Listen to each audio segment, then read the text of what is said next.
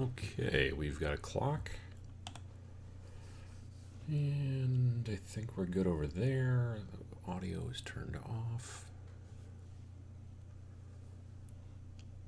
Okay, there we go. Looks like we should be good. All right.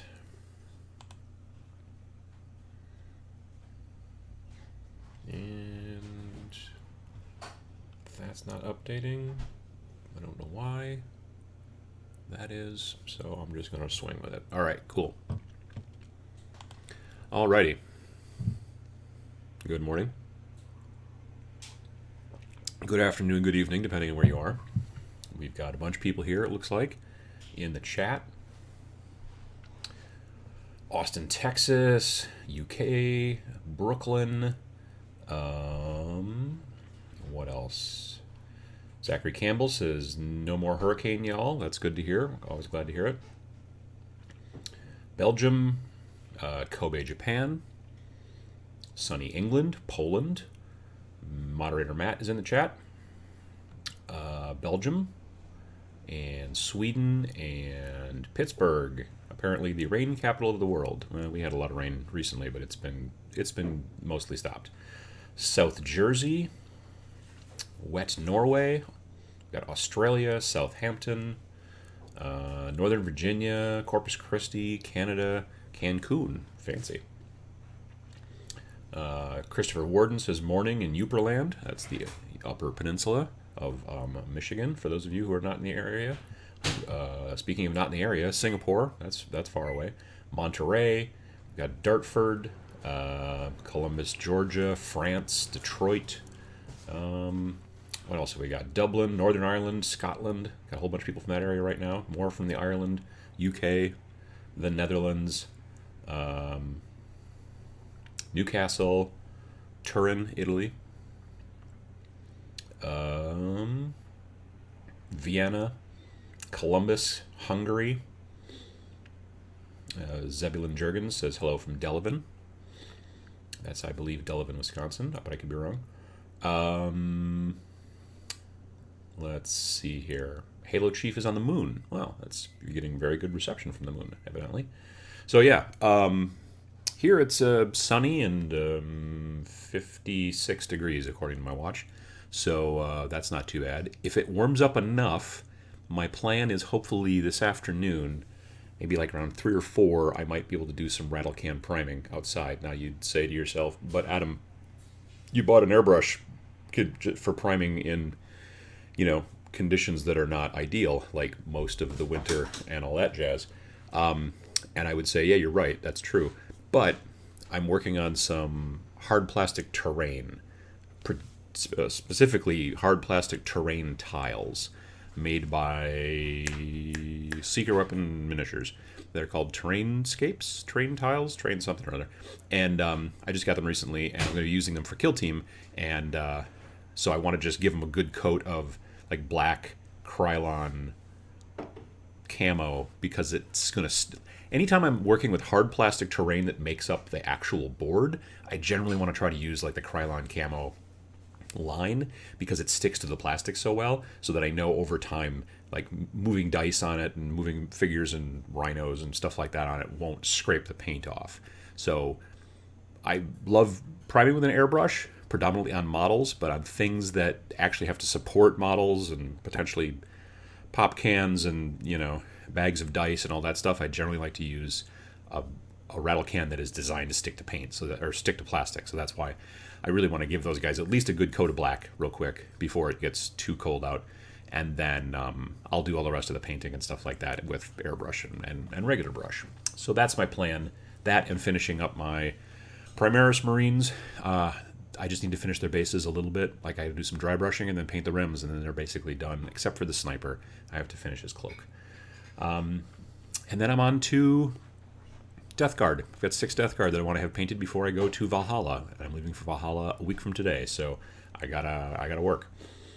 Let me see here. Fayetteville, Maryland. Well, let me see what else. Sacramento, Waterford, Ireland. Vienna. Got some more Georgians. Pontiac, Illinois.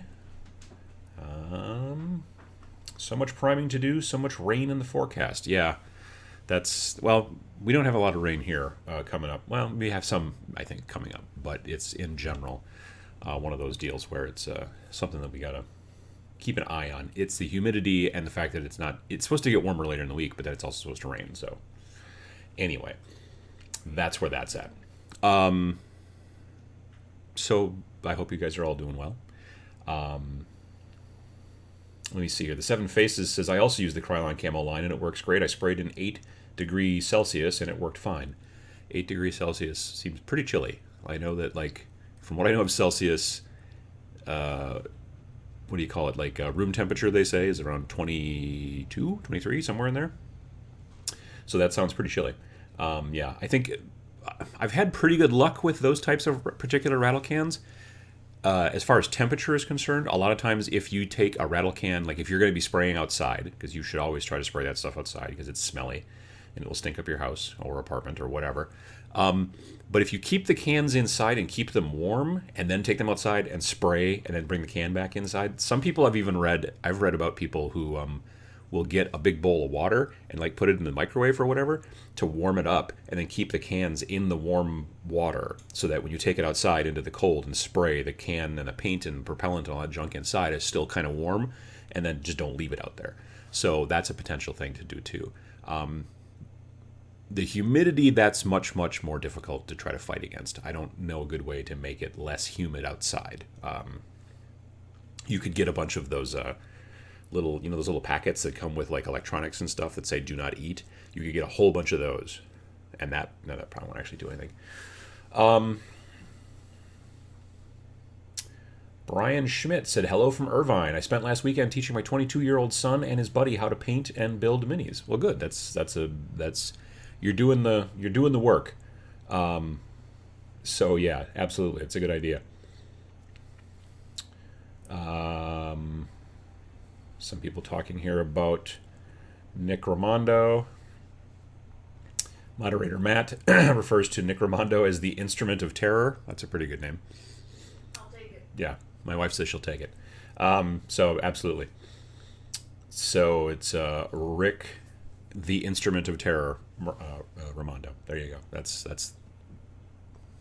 what goes on his social security card, evidently. What else have we got here? Ruben says, went to Warlord Games Open Day yesterday in Nottingham. Plenty of new stuff. A new Battleship game. Very cool.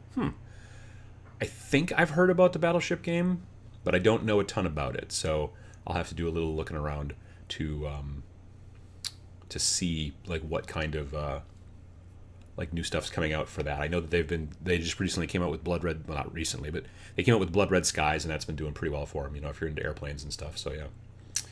Gamelot the First says, just put the can in the microwave. No, do not ever put your can of spray paint in the microwave to warm it up. That will not work. You will be very sad, so don't do that. Let's see here. That's something on my tooth. Hey, Uncle Adam, I might be sending you some of my 3D printed Kill Team floor pieces in the next week or two. My main production machine is down for maintenance at the moment. Oh, okay. Well, that's interesting. Yeah, I haven't... There's things I want to build in 3D and then print, and there's only so much time. TJ Menzies says, put primer in the microwave. Got it. No, don't do that. That's what you should not do. Speaking of sending, I told the Patreon, I had the Patreon live show yesterday for the Uncle Adam's Irregulars. And anyway, so where's the little button? Here. People have asked me in the past, hey, I'd like to send you something, and I have not had a great address to have them send me stuff, and so I've recently changed that. So now I have this. I forgot to do that thing. So it's Tabletop Minions, 2080 West 9th Avenue, 331. Number 331 is the box, but it's not P.O. Box 331. It's just 331. Oshkosh, Wisconsin, 54904.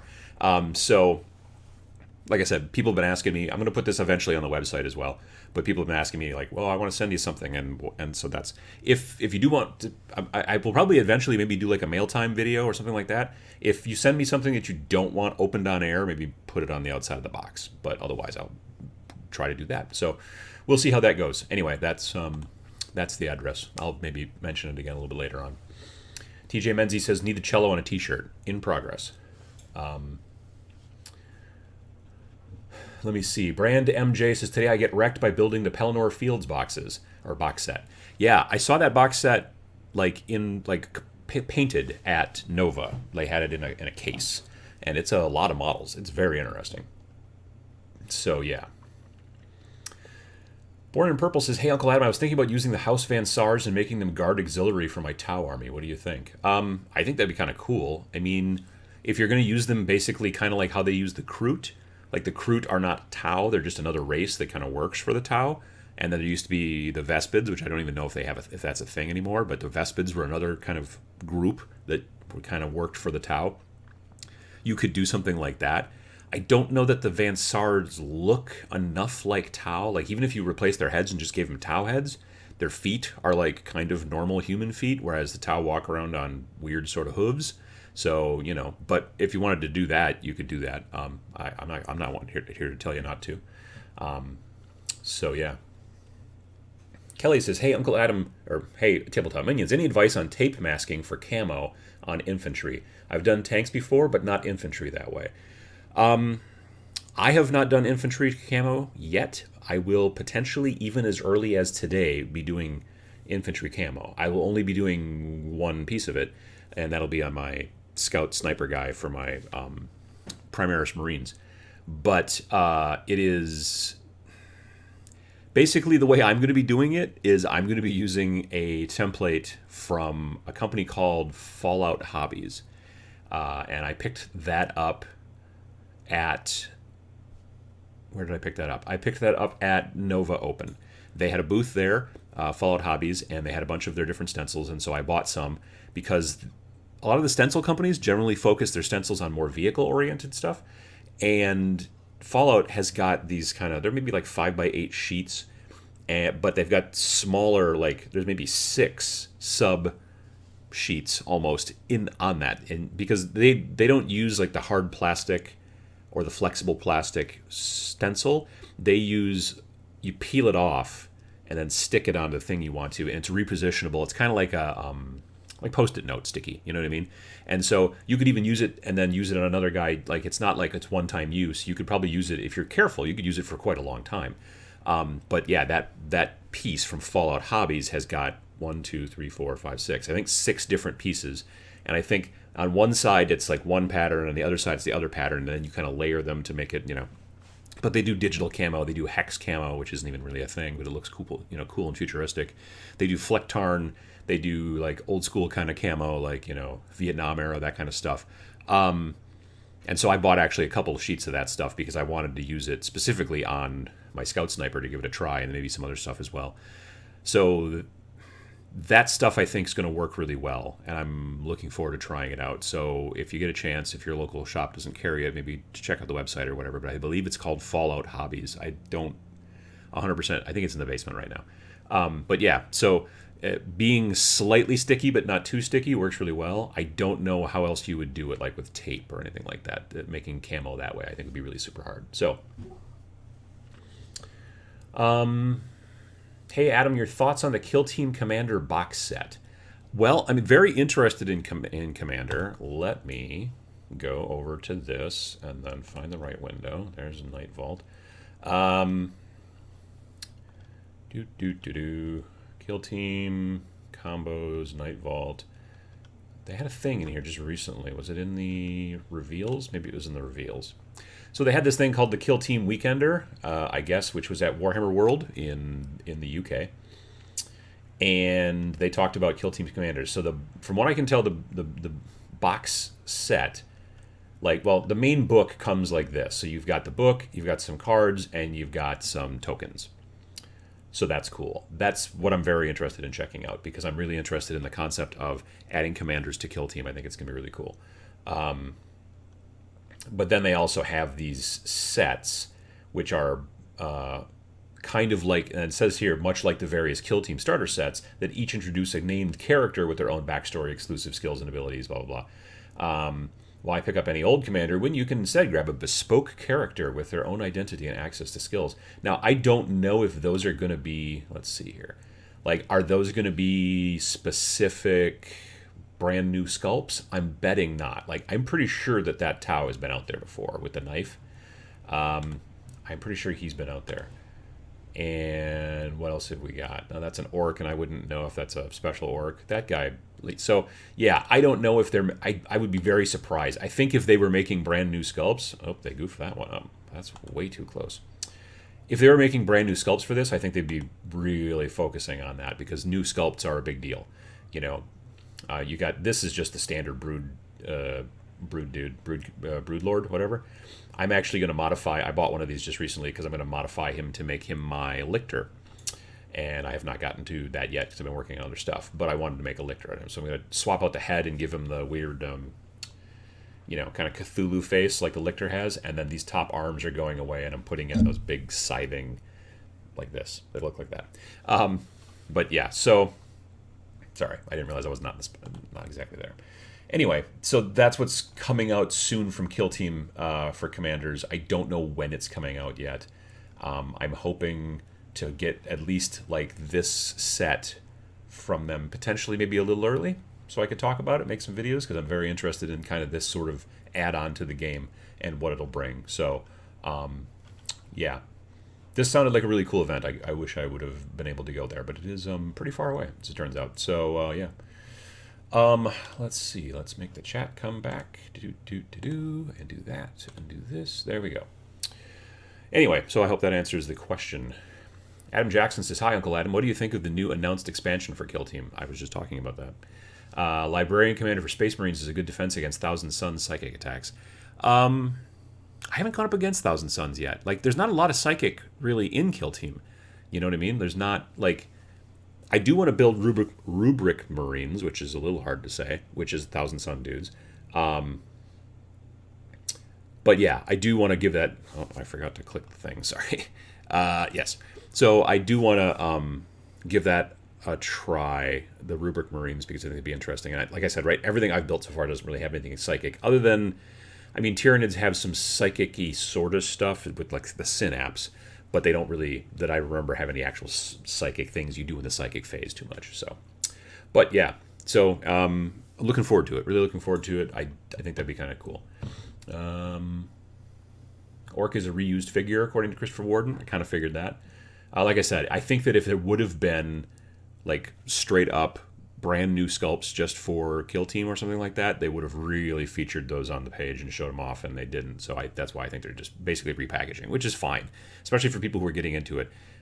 Because they can just buy the package and be like, cool, I got the book, I got this, I got that, all the stuff I need, and a commander, awesome. So it just makes a lot of sense.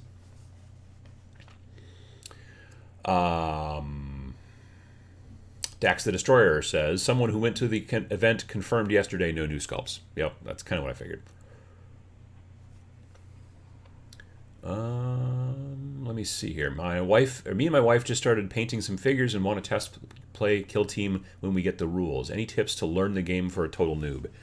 I would start with just a normal 100-point list and don't use any of the...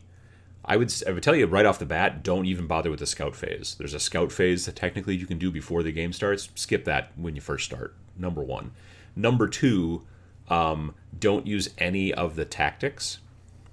You could even start and just not even use any of the stratagems. Just figure out, like, if you're starting out completely brand new from scratch, just do the, like, okay, you move and then I move all my guys and then I shoot a guy and then you shoot a guy, and just go through like the first game or two, you just completely bare bones and just playing the normal game, and then start to bring in the leader abilities and maybe, the other stuff like comms or medic or any of those things.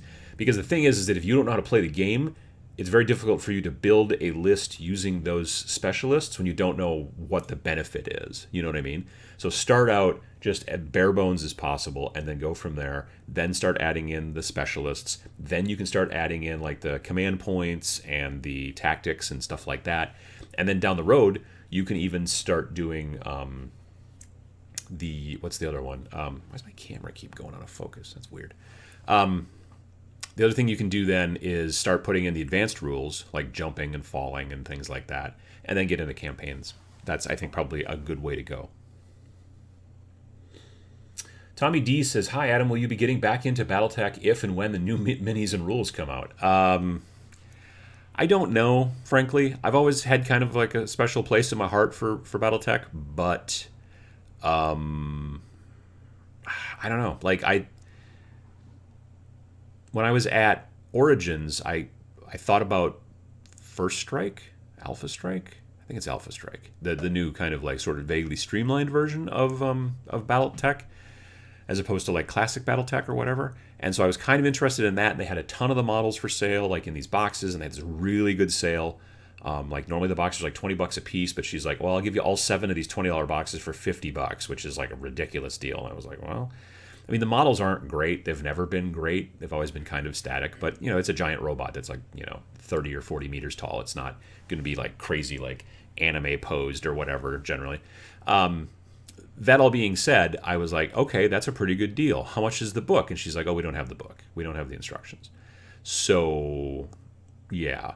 And they still don't have the instructions out. That was in June. I don't know if the books are actually going to make it here this year. I swear I just read a press release or something that the Alpha Strike books still probably aren't on their way yet. So it's very difficult for you to play a game without a book. So I don't know. We'll see. But I don't really know anybody in the area that plays. I see it played like at Gen Con and the big conventions and stuff, and that's cool. But yeah, that's pretty much about it.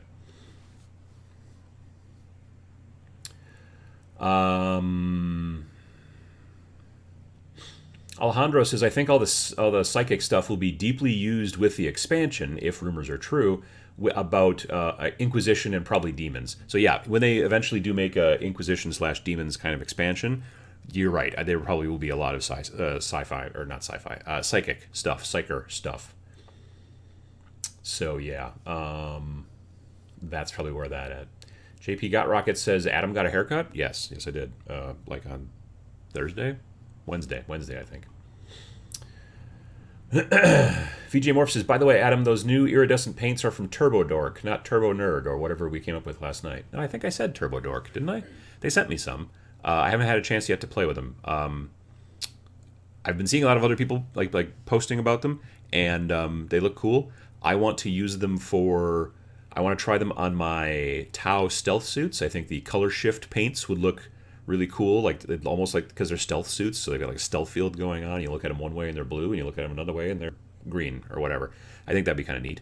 And then I also want to use, there's like a real dark one that goes from like glossy black to more of a glossy greenish, which reminds me of like, like when you see like beetles, like that have got that sort of color shift thing going on. I want to use them on some of my Tyranids, specifically the Warriors. I don't know if I want to use them on the Gene Stealers, but I do want to do some tests with it.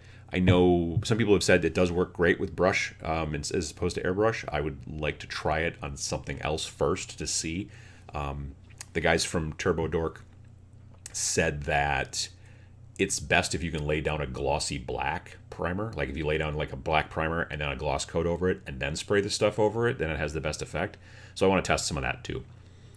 We'll see how it goes. The Noob Painter says the only good thing about Battletech right now is the video games. I don't know that it's the only good thing. It's one of the best things, though, as far as because currently the Battletech game made by Harebrained Schemes. Harebrained Schemes. They made the Shadowrun video game.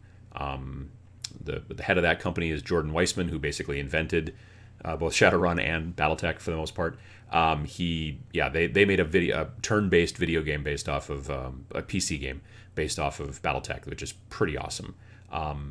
So that I got to say that really does kind of scratch an itch, because it's like tabletop kind of, because it's turn-based. You're not in the cockpit. You're looking kind of down. but it's three-dimensional. You can get at the table from kind of any angle, to some degree, and look around, and that's really cool. So yeah, I'm interested, and I've played a little bit of the beta, and I don't play a ton of video games these days right now, but that when and if my Battletech disease comes back, I could see myself playing that maybe more than playing their current game system. Sadly, I don't know. We'll see if they finally get some stuff actually printed. Yeah, if they would just get some of those books printed in America, I bet they'd get here a lot faster. You know what I mean? That's just as a person who lives in a state that does a lot of printing. If it was a situation where you're like, man, when is our books going to get printed? You could just drive to Wisconsin and pick them up. You know what I mean? When they're in another country way across the ocean, then you're completely at the mercy of waiting for it to show up from another country and customs and who knows what. Anyway, that's where that's at.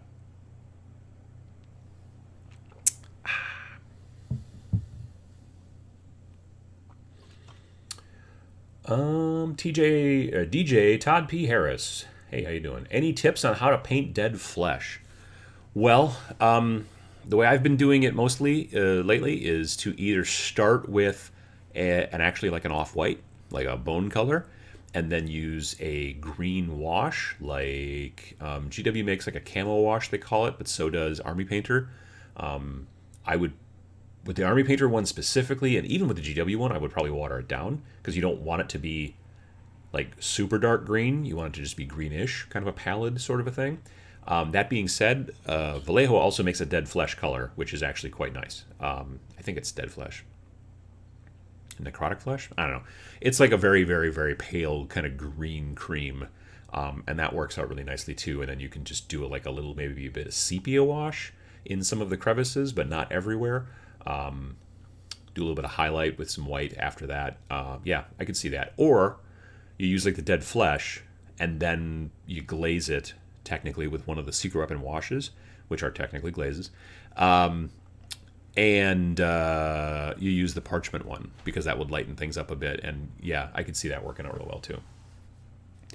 Yeah, but I mean, there's a lot of different ways. Like, it depends on whether you want it to look like dead flesh, like an actual like dead person. Is it a dead person who's been floating in water? Like, if you want to go actual dead person, then you have a tendency to go a little bit more gray. But if you want to go like more of a zombie or undead, people have a tendency to generally sort of ease them a little bit more towards the green. But you could go more gray. You could even go a bit purplish because, a lot of times it's almost like a pooling of blood under the skin, kind of what do you call it, like a bruise. So you could go that direction too. There's a lot of different ways. It's personal preference. I think basically if you take like some other test model and just try a couple different things. If you're like, nope, that's not it, you prime it over and start over again. You don't have to strip it necessarily if it's a test model. You're just trying to see if the colors work well. You can also do that thing with the Photoshop or Photoshop adjacent type software, which I mentioned in a previous video. Definitely. What are we doing here? Alex asks, hey Adam, have you tried Nightvault out yet? Well, I didn't play it per se, but I watched a couple of games yesterday at my local shop. My local shop had a copy ahead of time, or received a copy, I think on Friday or Saturday they got it. Most of the stores that are GW contracted stores or whatever could get a copy early, so my local shop did. It's completely compatible with regular, like, Shadespire, which is the previous season, for lack of a better term, previous version. It is a standalone game, so if you did not get into Shadespire and now you're thinking about getting into Nightvault, you totally can. You can just buy the standard box, which I assume will be $60 again, like the last one, and it will come with 2 forces. So it comes with some more Stormcast. I've heard some complaints yesterday at the shop about, like, do we need even more Stormcast? But evidently we do, which is fine. I mean, I like them. I think they're cool models. And I assume that GW keeps producing more and more Stormcast because they sell. So that's fine. But yeah, so it comes with Stormcast that are a little bit more, and I forget the name specifically, maybe something Enclave or whatever, but they're basically more wizardy type Stormcast. And the big thing, the big new addition to the game is the addition of magic. So you've got the Stormcast, and then you've got the kind of spooky boys on the other side, which are all kind of ghost-like, and I think there's 7 of them, and there's 3 of the Stormcast, and the ghosty folks are mostly kind of Night Haunt looking, all new sculpts, obviously. Like all this Stormcast stuff is all new sculpts, and really good, I think, really good sculpts. Let's go back to this and to that, and we'll go here. No, not there. Went too far. Okay. No, not Rogue Trader. There we go. Oh yeah, see, they even call it right there, a new season begins. So Nightvault comes out next week, according to this, and here's all the junk in the box, which you've been able to see. There are these new special kind of turquoise colored dice, and those are the magic dice. But the models, if they get any kind of close-ups, yeah, you have these new, if you want to get fancy, like so many people have made three-dimensional, like 3D printed, for like the terrain, basically, because there's spots in the board that you're not supposed to go, and so they've actually started to do that themselves a little bit too, which I think is kind of it's sort of funny that they've done that. Those are Zangors. Oh yeah, then they're also going to be coming out with Night Goblins too soon, which is cool. Wow, they don't post really any of the pictures of the models. The models are very good. Like, I'm not a super competitive player, so if you're like asking like, well, what kind of new strategies and things like that can we look forward to? I will tell you I don't know. I didn't really look through the cards much. I know that actually Sam, our friend Painter Sam, was playing the Night Haunt group versus another guy at the shop, and he was not fond of the Night Haunt group, but it was his first time ever playing, and so I think there were some synergies and things that he wasn't getting. Because like after the game was done and he lost, and he's like, man, I just don't think these guys are very good. And then his opponent was like, well, actually, I think this guy's overpowered and this guy's overpowered, pointing at Sam's figures. And he started explaining all this stuff, and Sam was like, oh yeah, I hadn't thought of that. So there's like a lot of synergy there. They're not, the ghost guys basically are not walk up and start punching people. It does not work. They are very delicate because they're ghosts, makes sense. And so you have to play them the right way, but they do have a lot of, I think, kind of interesting synergies. There's like one guy who can go in the front and another guy who's got like a range 3 attack, and so you want to have the one blocking. And the kid at the shop was explaining it, and Sam was like, oh, I hadn't thought of that. I mean, it was his first game, his first time, not his first game of Shadespire, but his first time playing with those guys. Sam's played Shadespire a good deal. So, but yeah, he did not right off the bat, catch that kind of interesting synergy. The one thing, I mean, the sculpts for both sides are great, but the spooky guys are really, really, really thin. I mean, they're ghosts, they're undead. I mean, I get it. Like, there's one, there's a picture of him here. If you look at the guy, like, kind of in the middle, right above the A in Sunday, that guy has got like a set of keys that he's dangling, so I guess he can confuse babies or whatever. And then on the other hand, he's carrying a candle, like in a candlestick thing. That arm pretty much was almost completely broken off. That's a really slender model, and you have to be they're very delicate, and you have to be kind of careful with them. I'm really looking forward to painting them. But they're pretty delicate.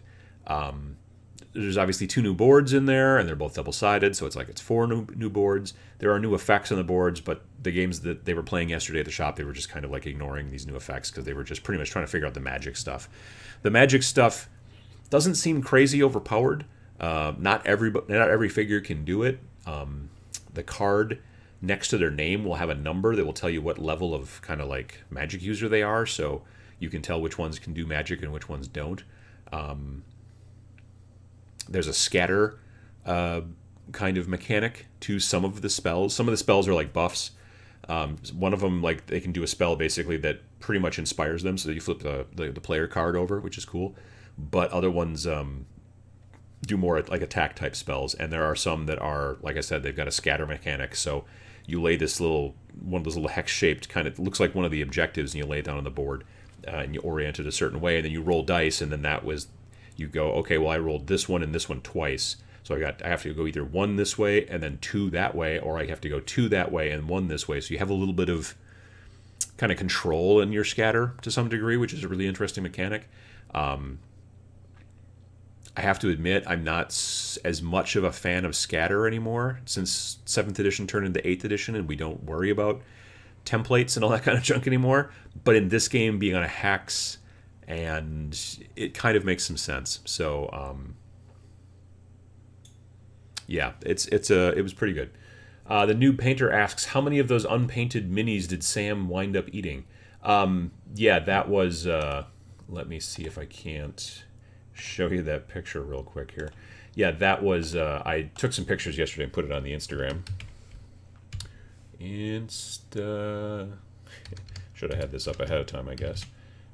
.com/tabletop maintenance.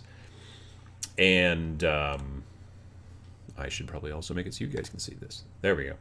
So yeah, here's some more close-up pictures from yesterday of the new models. They're in this kind of... This color looked a little bit more yellow here in the picture, but they're actually a little more of a seafoam green kind of. Maybe not quite as much as the dice back here. Here's your 3 big magic Storm Bros, and then you've got these spooky boys here. Again, like I said, very skinny. This guy's got the keys to, I don't know, the Ghostmobile, and then a candle over here. And that, if you notice, like right there, if you look super close, you can see that arm is hanging by a thread, because the shop owner, when building it, nearly snapped the arm off. So that's problematic. This is the boss of the Night Haunt folks, and I believe I think it's a she, and she's got cool, crazy rose thorn attack thing going on, which again, kind of spindly, but there it is. They're ghosts. Here's Sam eating the unpainted models, and so that happens. And then this is kind of a picture of the box and stuff like that. So yeah, it's using a lot of that same Night Haunt kind of, the roses and the thorns and the kind of bride almost sort of look, ghosty stuff, which I think is kind of cool. So yeah, I'm looking forward to it. I gotta get my stuff back over here. I'm looking forward to it. I really am. I think it's going to be a cool setup. I think that I believe that they've balanced it enough. I mean, we didn't play any games yesterday where we were using any Season 1 stuff versus Season 2, so we'll see how that goes. I don't think the magic is so all-powerful, you know what I mean, that the Season 1 folks who don't have it won't have, you know what I mean, will be lacking. I don't see that, really. I think it would be just not a great idea to go that direction, especially since the stuff is all compatible.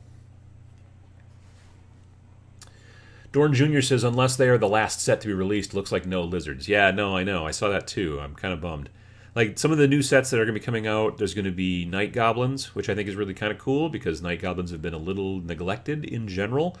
They're going to have some Barbarians, which are kind of interesting. There are other ones that I can't remember off the top of my head. A Sylvaneth is one, so there's going to be a Sylvaneth team. That's kind of neat.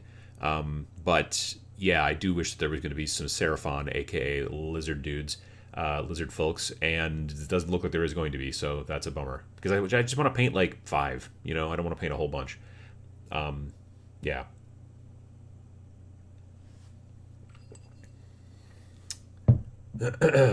What else have we got here? Got a lot of conversation back and forth, which I always like to see. I'm glad that it kind of chat thingy sort of builds a community. Grimlock Steve says, am I the only person annoyed at how complex and bloated games like Kill Team and Shadespire are becoming? It's really putting me off getting into anything. Well, I mean, I don't think that Kill Team is that bloated. If you compare it to even like 8th edition, which is streamlined a good deal, Kill Team's, I think, streamlined even more than that. And like I explained before, if you want to, like, you don't have to play campaign mode. You don't have to play with commanders if you don't want to. You don't even have to play with the specialisms or the cards or any of that stuff. You can just play the base game and kind of go that direction. I don't feel like Kill Team's bloated. I kind of don't really feel like, again, like Shadespire or, well, Warhammer Underworlds is bloated because it's a $60 game, and I mean, there's a lot of little tokens and stuff like that, but once you get kind of rolling with it, they all make sense pretty quickly. I mean, they keep producing new stuff. I guess if that's the complaint, that they're producing more and more, things for people to buy, that could be seen as bloat, but you don't have to buy everything, Yeah, I guess I don't see it that way, frankly. But, yeah, the new painter says, I think I'm going to be a core book player with Kill Team for a while. So, yeah, I can totally see that. Again, these things are generally expansions, so like if you don't want to play with commanders, you don't have to. Now, if you go to the shop and everybody there always plays with commanders, I'm assuming you don't need both teams to have a commander. I could be wrong. Like if one team plays with a commander and the other team has to, that may be in the rules, but it seems unlikely. You may be at a disadvantage competitive-wise, maybe, but then again, you may not. We don't really know yet. Commanders might be so expensive that it's a commander and then far fewer models, whereas you go without a commander, you can have more models, and then you've got way to fire and all that kind of jazz. The trick about all of these types of games is you can play them the way you want to play them. You can, if you and your friends really like this game but you hate psychic abilities or whatever, just don't use psychic abilities. If you and your friends really like this but you don't like this rule, change it. That's the trick. You can't do that with video games. And I point over here because my PlayStation's in that room. But you get what I mean. It's your game, really. You can do with it what you want.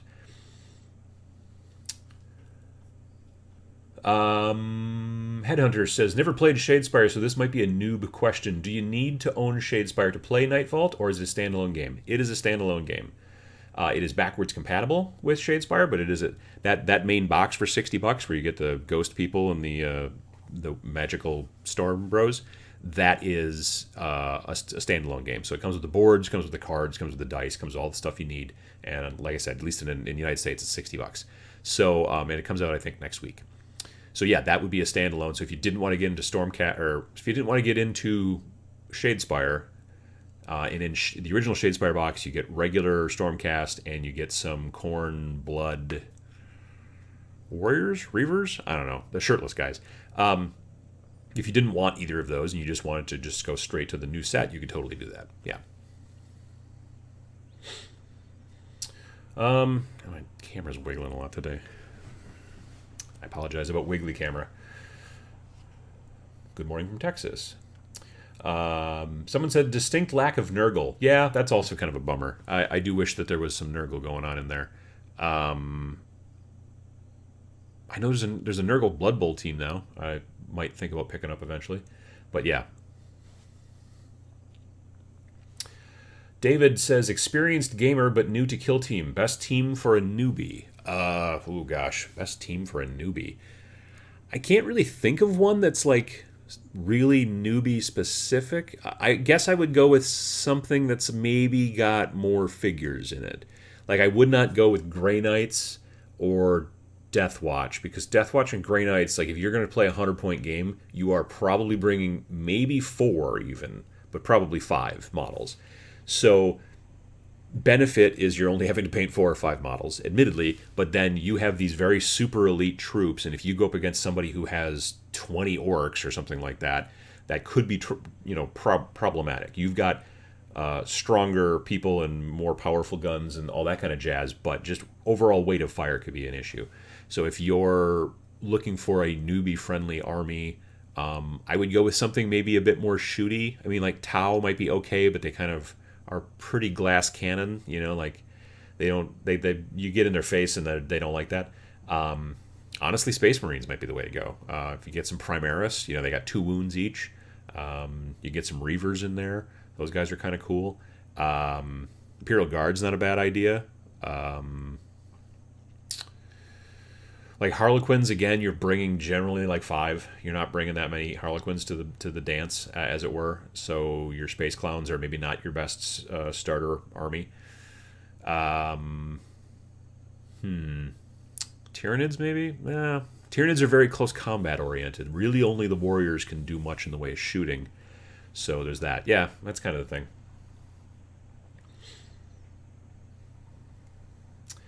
Kelly asks, Adam, do you ever come back on top of washing a model with airbrush highlight? I have had mixed results trying to control the spray from going into the crevices.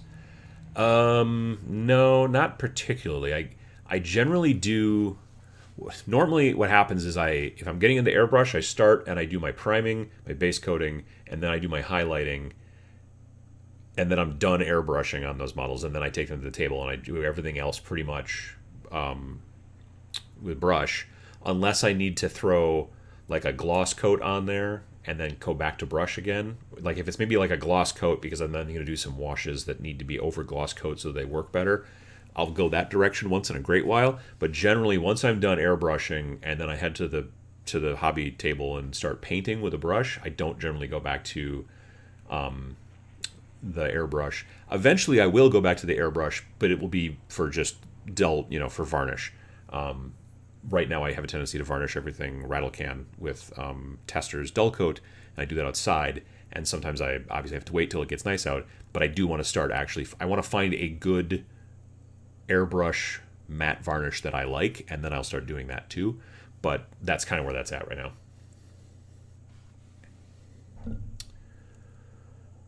Cobra Commander says, I wonder what commander they could do for the Thousand Sons, as they don't have many single characters, right? Unless they release one Exalted Sorcerer. See, yeah, I don't know. I mean, Exalted Sorcerer I could see. They could do that. You could use that model. Yeah, I don't know about that either. I mean, like, you wouldn't go Aramon. That's maybe a little too much. That's too big. It's more like, from what I can tell from the stuff, it's generally not named characters that they're releasing. It's more just like not a sergeant. It's like more like a captain level kind of a person that they're releasing a lot of those. And then they give you, if you buy the special boxes, well, they give you all kinds of, here's the person's name and their backstory. But you can also make that junk up if you want to go that direction or whatever. But it's not like you're not seeing like Abaddon. You're not seeing any of those types of guys. So I think that one of the things that I'm really looking forward to about Commanders is being able to then customize another cool model and go even more kind of over the top. Like for my Chaos Army, I could see easily using one of the cool Chaos fancy guys that they added to the Dark Vengeance box set, which was the box set for 6th and 7th edition 40K, where it was like Dark Angels versus Chaos. Some of the Chaos models in that box, like the Chosen basically, are amazing looking models. So you take one of those guys and you turn them into a commander for Chaos, and I think they would look really spectacular because they would look so much more ornate and interesting versus the regular current, like normal Chaos Space Marine models. I think that'd be really a lot of fun to go that direction. So I'm looking forward to going that way.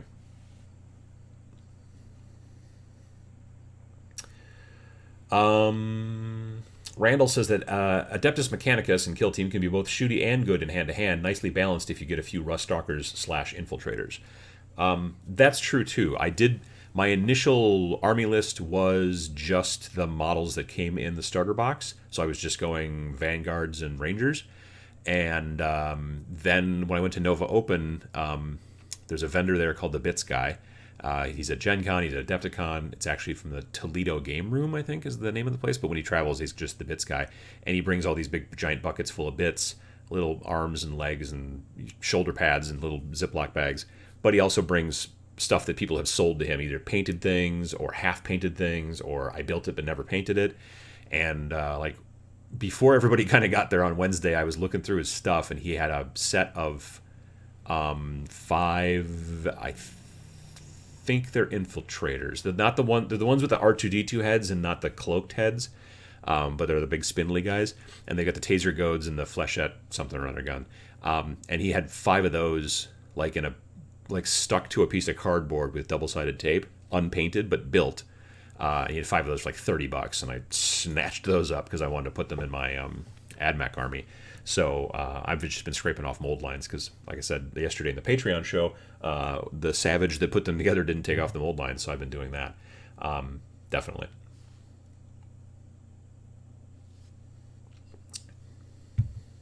Let me see here. Forge World, or question, Forge World, any idea what temporarily out of stock means? Will the model be around again? When? Ideas? Waiting for months on the Aldari Shadow Spectre Exarch. Honestly, I don't know, because generally they make all that stuff to order. I think, I was just looking this up. Normally they just make that stuff to order, so if they're saying temporarily out of stock. I wonder if they're having a mold issue with that model, like they're having a problem and they have to do some resculpt on the original master. I don't know. That's a good question. I've not come across that before. But then, to be fair, I don't buy a lot of Forge World. The only Forge World I seem to buy ever, if I buy any, is generally if I actually pick it up like at a convention. I've never had them. Well, that's not completely true. I've never had it shipped to me, but me and a bunch of guys at the shop once at least all went in together on an order to get free shipping, and then it was shipped to the shop, and then because the shop owner was one of the guys who wanted some stuff, and I think I got some shoulder pads or something, but at that time it was not a big deal. So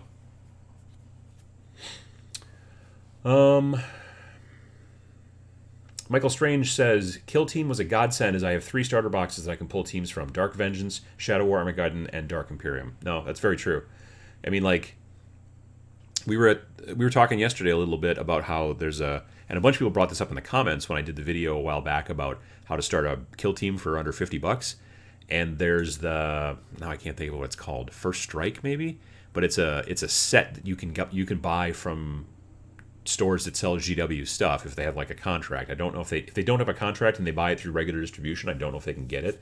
I think it's called First Strike, and it's $40, and you get like 6 Reavers maybe, or is it maybe 3 Primaris and 3 Reavers, and you get like a bunch of like Death Guard and Poxwalkers too, and it's like 70 or 60 or 70 or $75 worth of stuff basically for like $40. You can basically start 2 teams. You can start a Death Guard team and a Primaris team for that $40 thing, which at the time I didn't know about, because at the time my local shop did not yet have a contract. It had been years, and then they moved, and then finally were able to get a contract. And so now he's got it in stock, so that's why I didn't really know about it that much. But yeah, so if you want to start like both of those teams, that box is a great way to start.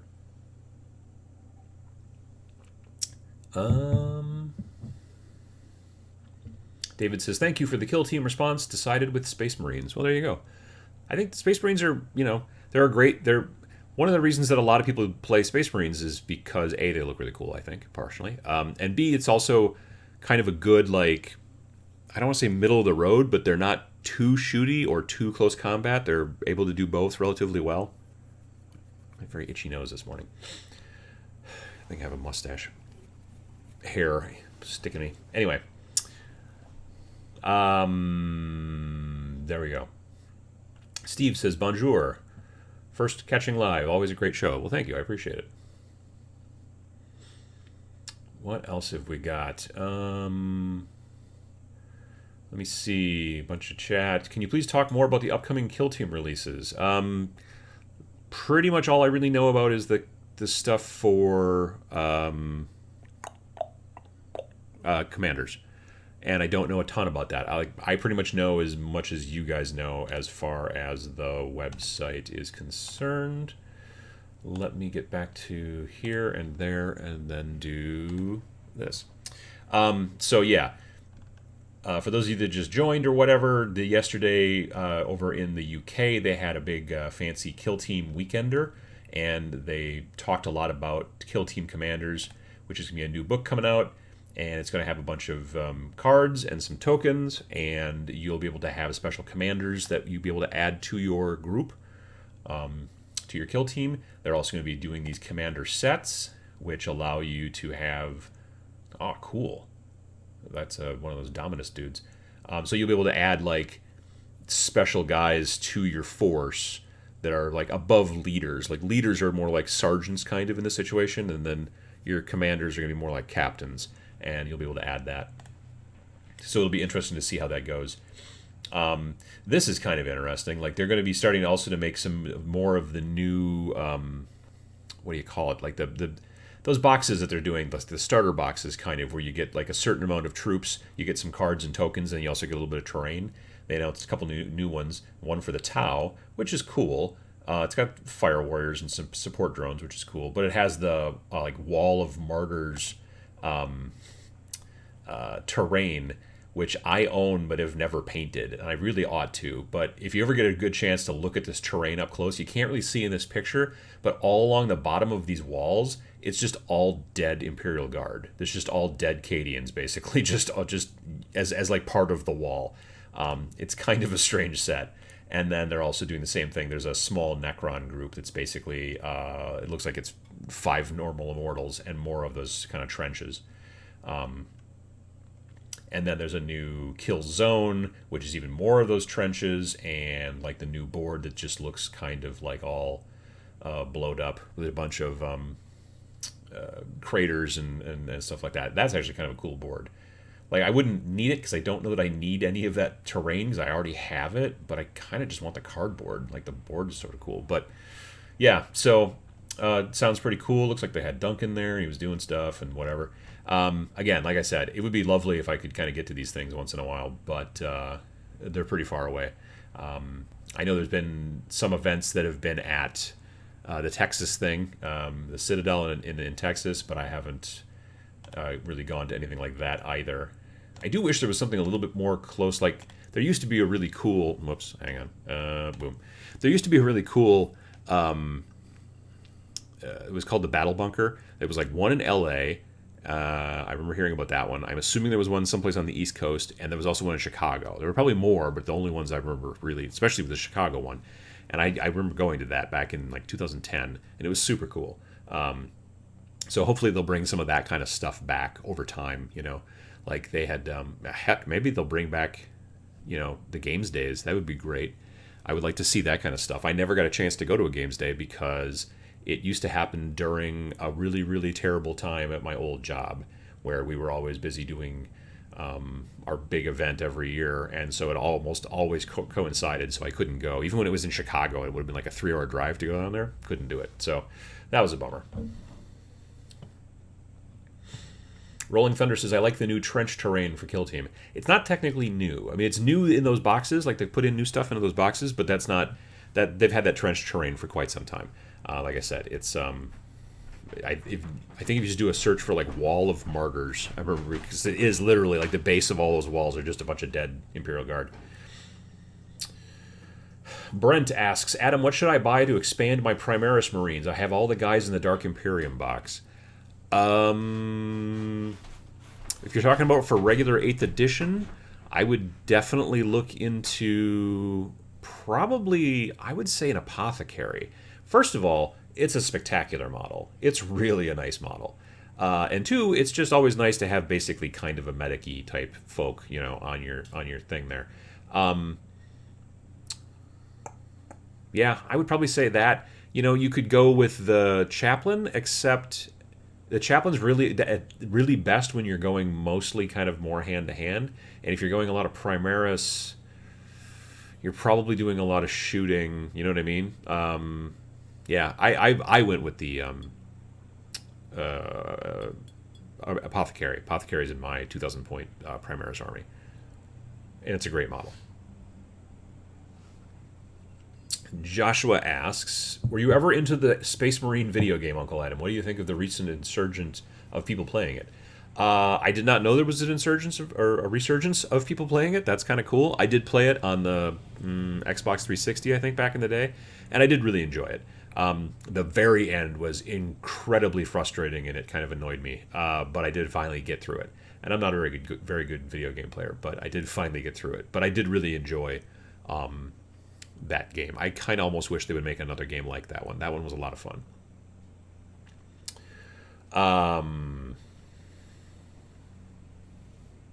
Model Rickin 2010. I've got no... Sorry. I went to the Citadel yesterday afternoon. It was pretty awesome. Good stock selection and helpful staff. They had some pretty cool displays and tables set up. Like, I remember back in the day when we went to the Chicago Battle Bunker, like, the retail area in my mind was not that big. And I was like, oh, well, that's not a very big retail area. They had a bunch of stuff in there, and that was cool, but it wasn't, like, huge and expansive. And then they had, like, a couple of tables set up.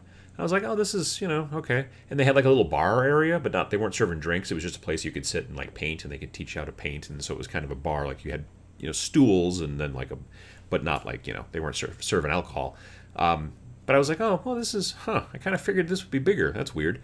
And then we realized there was a door, because it was like in a strip mall. We realized there was a door inside the place, a doorway that went through into the other unit next to it. And we walked into that area, and that was amazing, because it was probably, I don't know, 12 or 16 gorgeous tables, 4x8, not 4x6, all 4x8. All of them were completely custom, amazing. Each one different, swamp world, desert, like just crazy. It was some of the nicest tables I've ever seen in my life, and I was just like blown away. And this was like the normal play area, but it wasn't like you walked into the main door. The only way to get into that section was to go into the main place and then hang like a right. I think it was a right. But yeah, when I first came in, I was like, well, this isn't all that cool at all. But then I realized, oh wait, and then you walked into that next place, and it was just, whoops, it was nuts. So that was pretty amazing. Yeah, I'd like to see what the terrain and the boards and stuff like that looks like at the Citadel in Texas.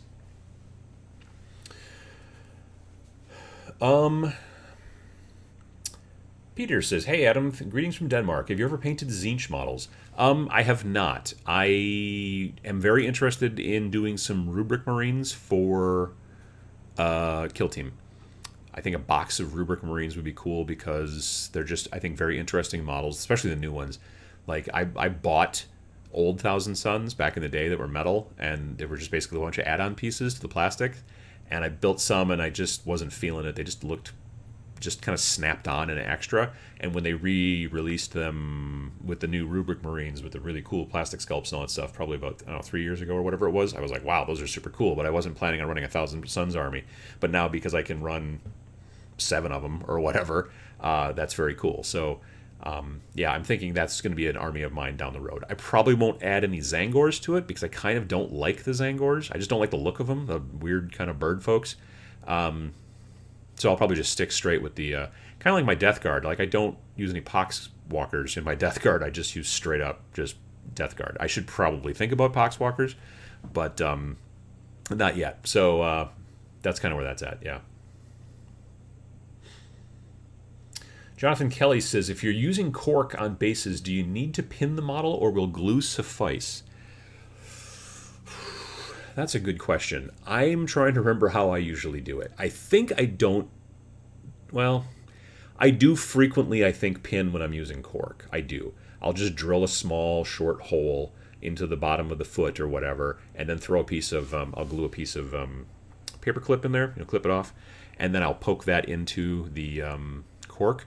The thing that I have found is that cork gets way better of a basing material if you liberally kind of coat it in super glue first, like CA glue, the normal, like the super glue type stuff. Because the cork will suck it up. They'll suck up that glue, especially if it's the less gel and a little more liquidy type stuff. It will really absorb it, and then it will really harden up the cork. So then if you're going to then glue just without a pin directly the foot or feet to the cork, then it's not so bendy, you know what I mean? So it's basically putting hard plastic onto what is almost like the same hard plastic as the base. It's just that now it's the cork and it's up a little bit higher, but you've soaked it with so much glue that it sort of absorbs. Plus it also helps sometimes to remove a little bit of the cork look. A lot of times when you paint over cork, it just looks like you painted over cork, but if you coat it pretty well in glue, it can make it look a little bit more like rock, especially if you take the time to sprinkle a little bit of extra stuff on the cork and things like that. It also depends on the cork you buy. There's some kind of cork that have got a lot of holes in it and a lot of little cork voids or spaces, and then there's other stuff you buy where it's like squished together a lot harder, and then it doesn't kind of have all those little gaps that make it look like cork from a distance, and you go, oh yeah, that's cork. That's I think the biggest challenge to cork in basing is to making it not look like cork. So definitely. Let me see here. Leslie says, I have asked this before, but I didn't get an answer, so I guess I got lost in the shuffle. Are we going to see some more Rec Age games? Yes.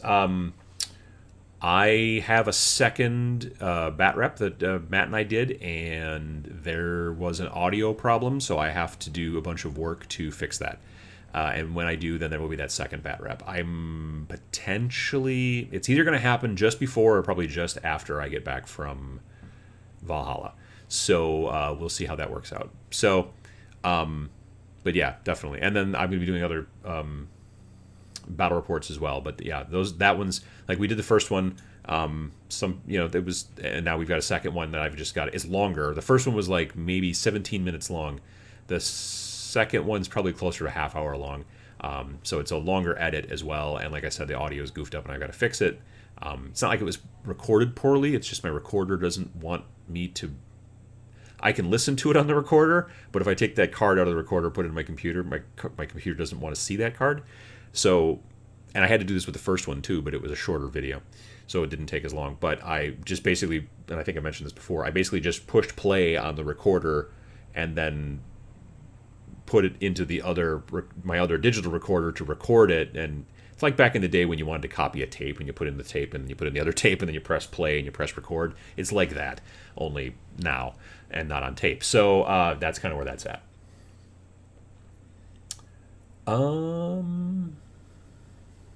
Pop Burnsy says, "Are people buying all the kits? The release rate is crazy. Why would you do that to your wallet?" No, I don't. Well, I mean, I suppose I guess I can't take that. I take that back. There's probably somebody who's buying all the kits, but I would say most people don't. I think that. I mean, I don't certainly. I mean, I don't see a benefit in buying all the kits necessarily. You know what I mean? And I don't care what game it's for, whether it's for a kill team or whether it's for Shadespire or whether it's for something from War Machine or Malifaux. I think a big benefit to the miniature games in general is that you can buy the parts that you want and then kind of go with that way. You don't need to go out and buy everything. I think back in the day there were people who were completists who bought everything because Games Workshop put out very little stuff every year. Like you got like 3 codices, whatever. You got 3 of those books a year, and you got like very few models and stuff. So there were people who bought everything because there wasn't that much out, and now they crank out a lot of stuff. So I would tell you not to buy everything. I mean, if you really are like a completist, collector, well, that's your affliction. You know what I mean? Like that's you maybe ought to look to trying to collect something that doesn't come out so quickly. But they've been putting out a lot of product because they want to get a lot of product to people who want it specifically. So many people used to complain about, oh, they don't make my thing, they don't make this thing, they don't, and now they make a lot of stuff and they crank it out so that nearly, I mean, obviously the Orc players are still a little behind, but Orktober is almost literally around the corner. It starts in like a week and a half, and so you'll see probably a bunch of Orc stuff. So yeah, I would tell you not to buy everything. I would tell you to buy the things you like, and then pay your rent, buy food, or whatever, put money in the bank. Let's see here. Hey, Uncle Adam, what do you think about the new Song of Ice and Fire miniatures game? They've got cool-looking models, all pre-assembled in colored plastic. Really easy gameplay rules as well. The models look cool that I have seen.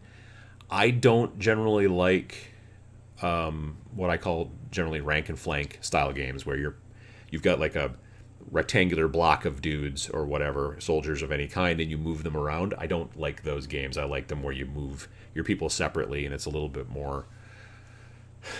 less like big army. It's a little bit more, I don't know, it's not skirmish necessarily, but moving them in a tray in a rectangular formation, that's just never been my thing. If they would have done it a game where it was less of that, I might be more interested. Because they've done it that way, it's just not my thing. Now, I understand why you play games like that and why you make games like that. Look at Kings of War from Mantic. Look at a lot of different games like that. If you look at like old like formations of wars and things like that, they moved in big formations like that. But that's not my area of interest, so that's why I haven't looked into it too much. But the models from what I've seen online, things like that, and did I see them in a case at Gen Con? Yeah, I think I saw them. Gen Con or Origins, I saw them in a case, and the models look good. But it's, yeah, and I like Game of Thrones well enough. We've maybe only watched through maybe the 4th season, so we haven't got super far on it. My wife's read all the books. But I'm not like a super fan where I need to buy that game just because it's Game of Thrones / Song of Ice and Fire.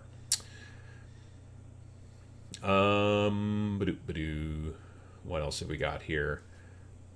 Bob says, I superglue multiple layers of thin cork together to build up rocky areas, then glue in sand and grit into the recesses where dust and sand would accrue. Absolutely. That is a very good idea. That's what I did a couple of years back. I was trying to get into the game Dark Age, also by Cool Mini or Not. It's kind of a far future post-apocalyptic sort of thing.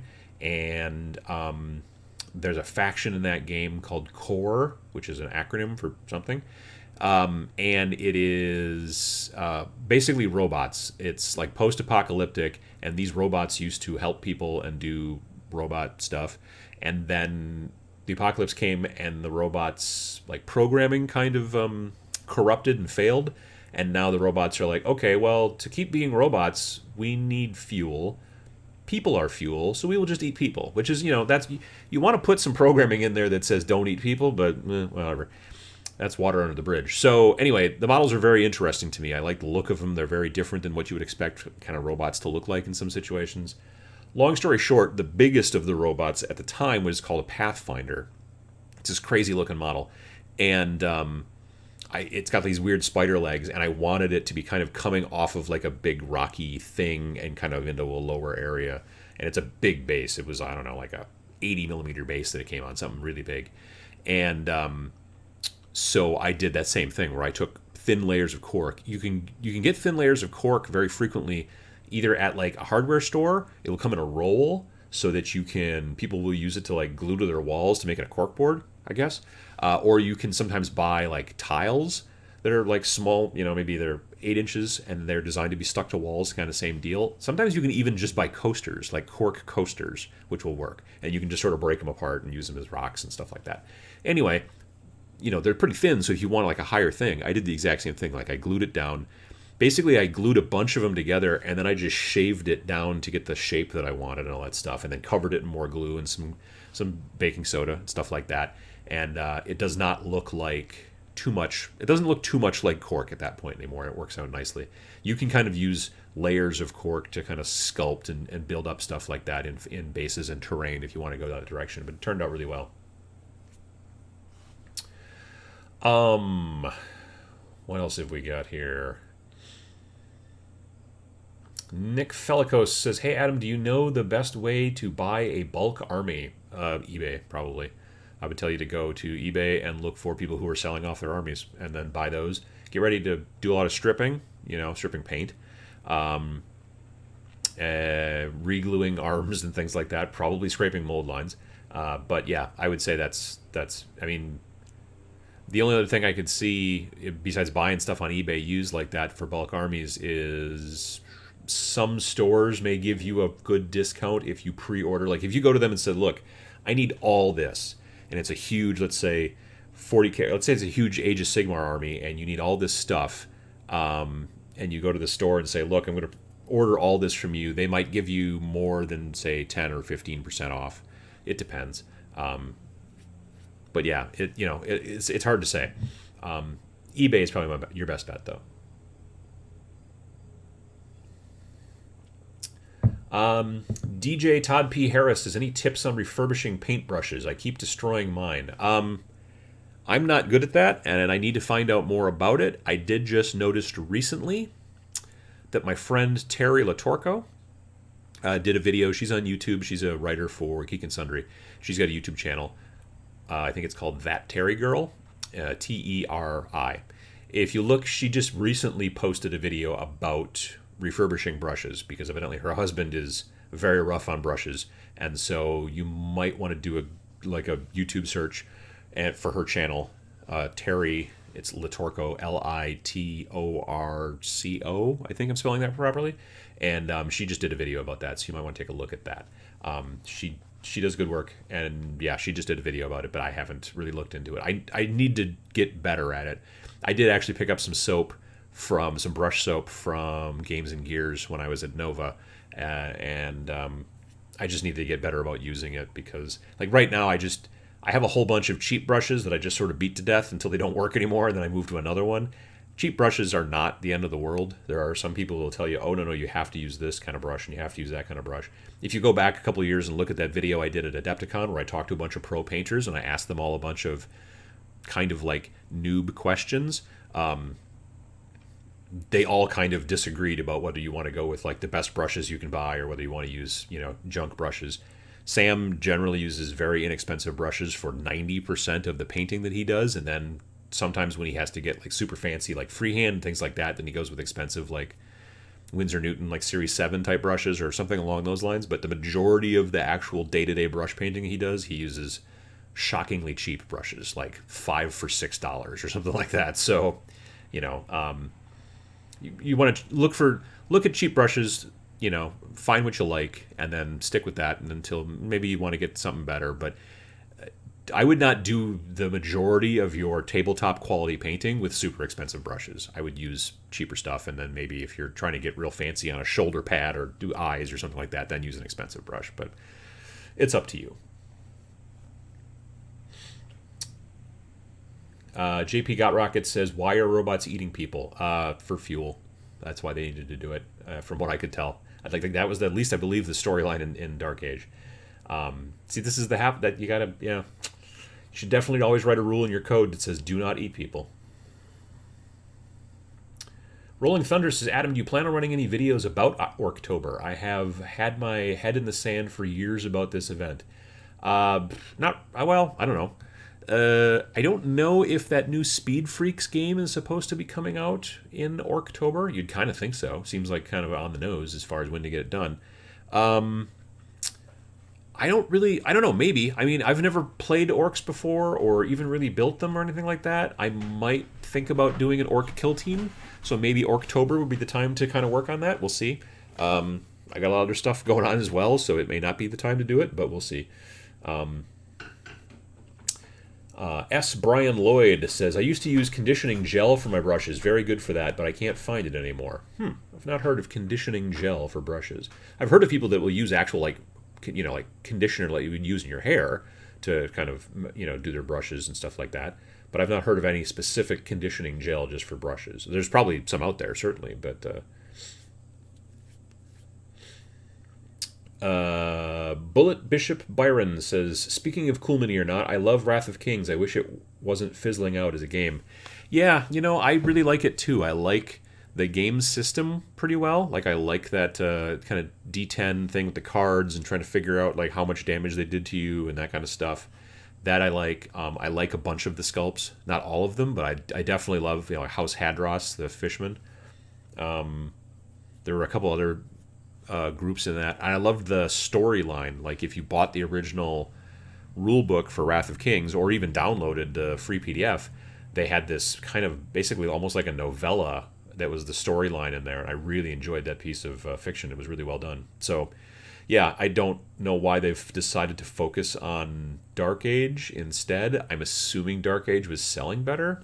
That's the only thing I can think of. Because honestly, I've played both of them, and I like Wrath of Kings way better than Dark Age. Dark Age rule set was not... Like, I built the models, and I thought the models were cool, and then I started playing with a couple of people, and then I was like, wow, I do not like this rule set at all.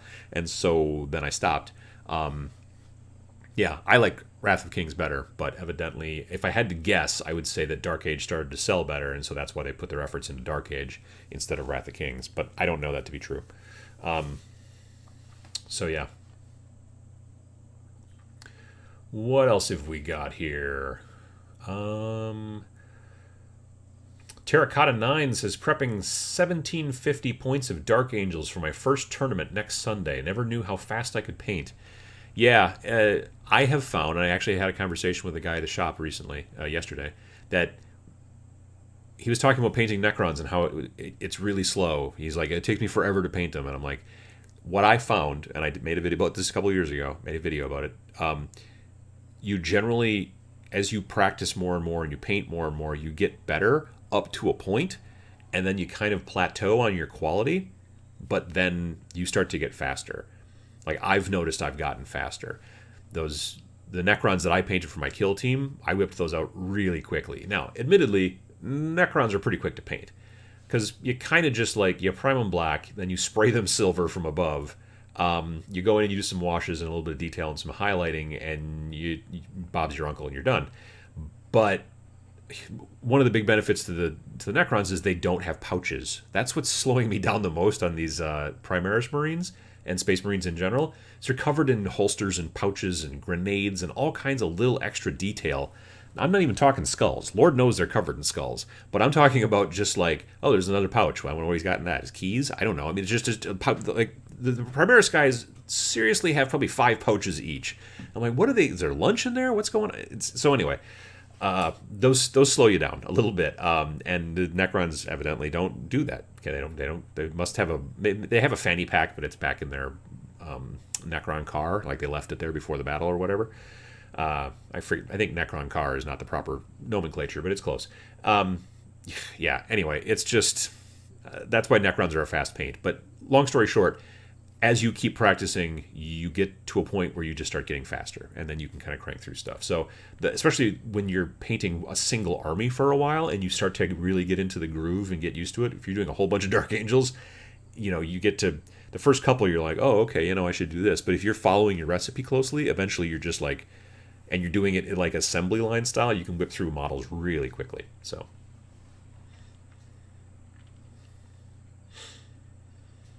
Tracy asks, Adam, if you ever get a snapped bit in a kit, do you glue it and carry on or wait for GW to replace? If it's a clean snap, I generally just glue it. I mean, it depends. Like if it was something... If it was for display, like I'm trying to paint like a cool diorama or something like that, I would probably get it replaced. If it's something for tabletop, I would probably just glue it. But again, it depends on where it is. Like sometimes it's very difficult, like... If it's a really super tiny piece or something like that, it's really hard to glue that back on sometimes. But I don't generally. I got GW to replace something once. The heck was it? It was old Plague Marines. They were fine cast, but I don't think that was the. Oh no, it was Plague Marines, and I think the plasma guns. There were 2 plasma guns that came in that kit, I believe. And the molds, when they were pressed together, the molds are supposed to be pressed together, like together. And these molds, obviously I'm extrapolating for size, but these molds were way off. So like the plasma gun, where it kind of goes together in 2 halves, it was like if this was the plasma gun, like one was way off. Like it was, the plasma gun's only like this big, but we're still talking about 2 to 3 millimeters. It was really bad. Like it was almost unusable. Like there's flash, there's mold lines, but when the 2 halves of the mold are that far off that it looked, I was like, hey, and I sent them a picture and they were like, okay, cool. And they sent me more stuff. So, and they're pretty good about that. But in general, like if something's broken or something like that, I generally just glue it unless it's really, really difficult. So,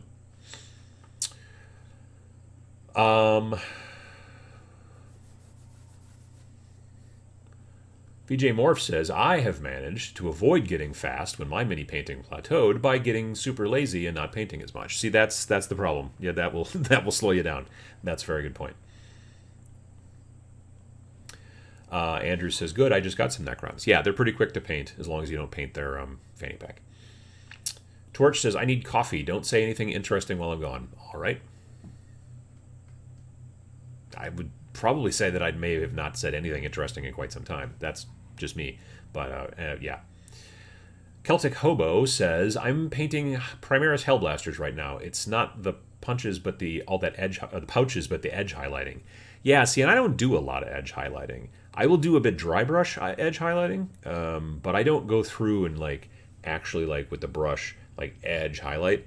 Mainly because I sort of stink at it. I don't know why. I don't seem to be able to do it. Sam is a wizard with edge highlighting. He is amazing. I can't seem to do it right. So if I'm going to do any edge highlighting, it's generally more dry brushy, which makes my guys kind of look a little powdery sometimes, but I don't really mind it that much. They look a little bit more realistic to me. I don't know. It's crackers, but there it is. So yeah.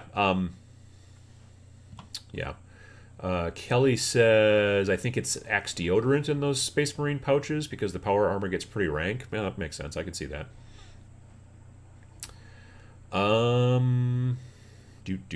Someone just asked about Middle Earth. Have you played Middle Earth SBG yet? No, I bought the book when I was at Nova, but I haven't played it yet. Well, I don't have any models really, so I've kind of flipped through it and stuff. I would like to take a longer read and kind of get used to it, but I don't have any models, so I don't know that I would play it. I guess there's a slim chance I could use some other fantasy models that just kind of counts as for just messing around with it, but I mainly just kind of wanted the book to read through. Brad Newman says, another noob question. Kill Team, can you just buy the new book and use the minis you have? Yes. You can just buy the book, which is like, I think, $40. And then you can look through it and say, like, let's say you play Tyranids. So you look at Tyranids and it'll be like, I think Tyranids you can only use Termagants, Hormagaunts, Gene Stealers, Warriors, and Lictors. So if you're using like Venomthropes or those guys can't play. It's just those, I think, 5. And so if you've got those models already, then yeah, absolutely knock yourself out. But yeah, you don't need, if you've already got terrain, you've already got like a space that's maybe 3 foot by 3 foot or whatever, and you've got like the only thing you wouldn't have would be the tokens. And the tokens are nice, but not a requirement. They're just a little, it's nice when you've like decided this guy's not going to move this turn, so therefore he's readied to shoot, and to have a little token to put there to remind you and go, oh, look, this guy's readied. And the nice thing about the tokens that you get in the game is that like the readied symbol, once you've shot, you turn it over and it shows like a little explosion symbol, kind of like that means that this guy already shot. And so it's just kind of nice for your memory, if your memory's garbage like mine. But if you can make your own tokens, you can use tokens you already might own, you can use pennies, whatever the heck, you can go that direction. But if you've got terrain, if you've got a board, if you've got models, you've got dice, you've got everything you need other than the book. So yeah. Oops.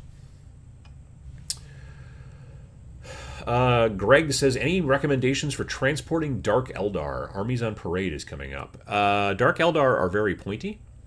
There's a lot of spikes. I know that for sure. You may look into potentially going more magnetic type transport as opposed to foam. I know that, but it depends on where you're traveling to. Like if you're traveling like by plane for quite a while, then I don't know that I would use magnetic, unless you're carrying it with you. Like Sam, when he flew it to Nova, he had his models, like the big diorama and all that stuff that he won the big prize there with. Like that stuff was on his lap, like in a big, like Tupperware, well not Tupperware, but like Rubbermaid sort of thing, like on his lap on the plane. There was none of this, like he didn't put it in the overhead, he didn't check that stuff.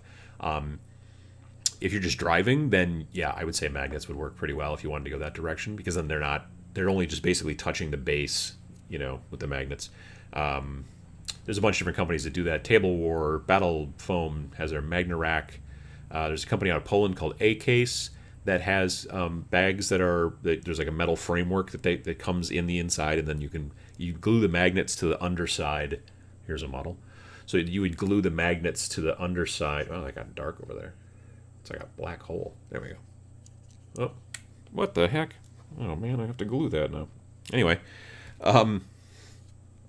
yeah, so you can see you glue like a magnet inside there, and then when you just set it on the thing, and then it stays there, and it's not touching anything anywhere around it. So, yeah, that's a way you could do it. What else have we got going on here?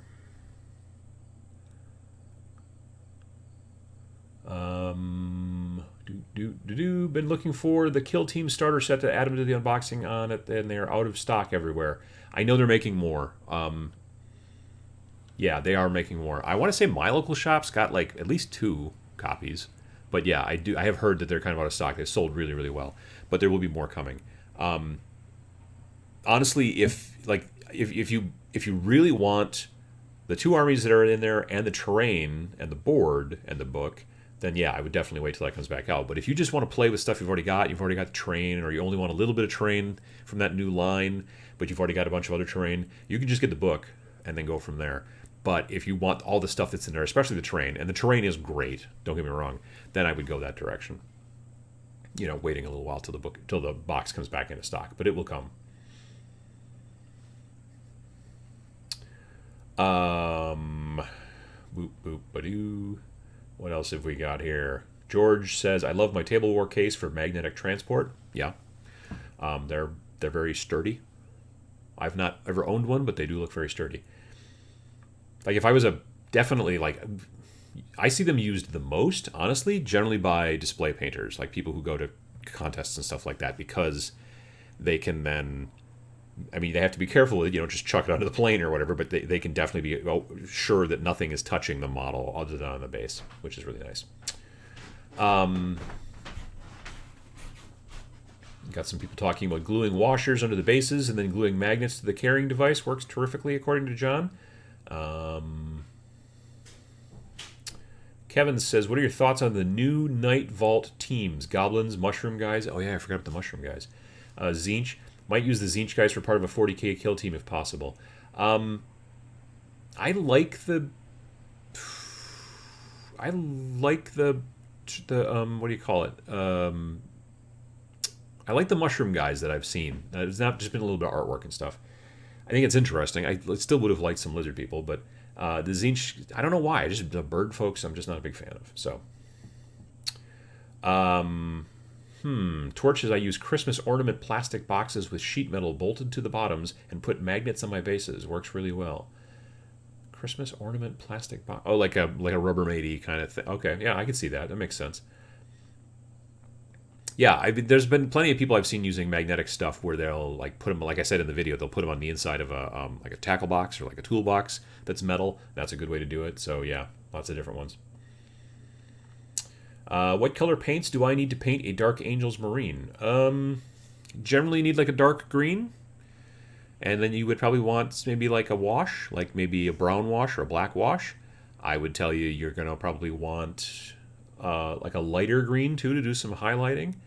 You definitely want black and stuff like that. And I would tell you want red because generally you want like the red eyes a little bit. And I think their guns, like some of the stuff on their bolters, usually has got some red. You want some silver paint as well. White or off-white to do the symbols if you got that going on.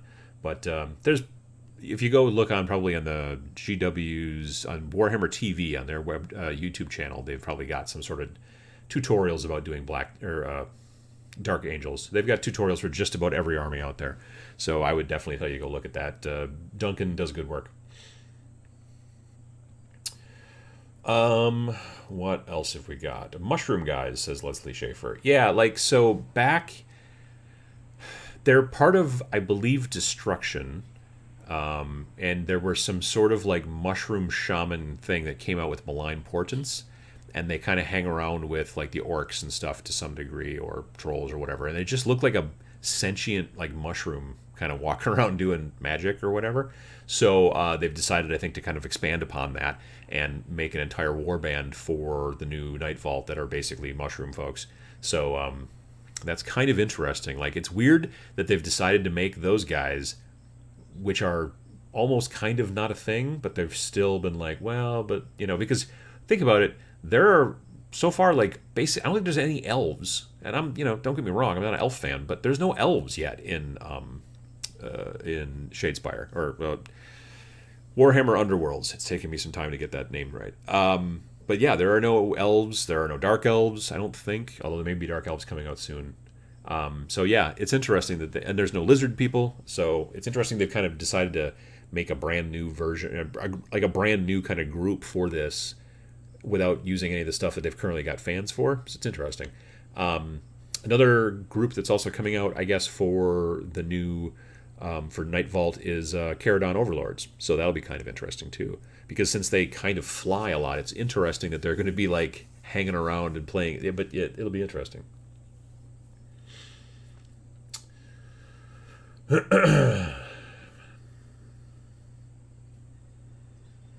What else? Hey, Uncle Adam, about to paint up some Sigmarines. Any color combo you can recommend outside of the outside the on the box gold?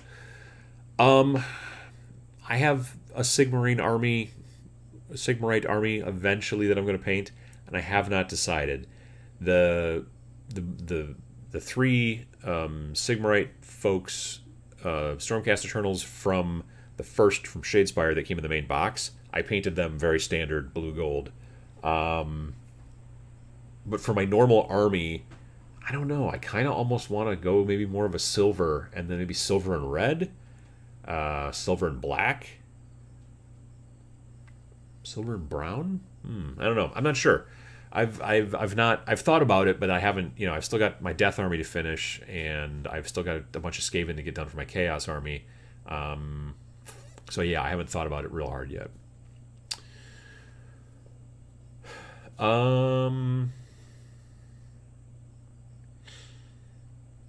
The fungoid monsters, yes, that's what we're talking about here. Steve Keen says that there's the Sylvaneth Sprite Revenants, or Sprite. You don't want to be a Sprite Revenant, that's limony. There's the Sylvaneth Spite Revenants, which are elfy. To some degree, yeah, that's true.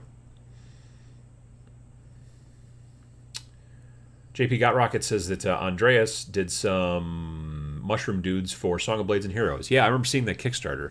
I mean, they're all metal and stuff, but yeah, they did a whole line of like basically mushroom soldiers or mushroom folks.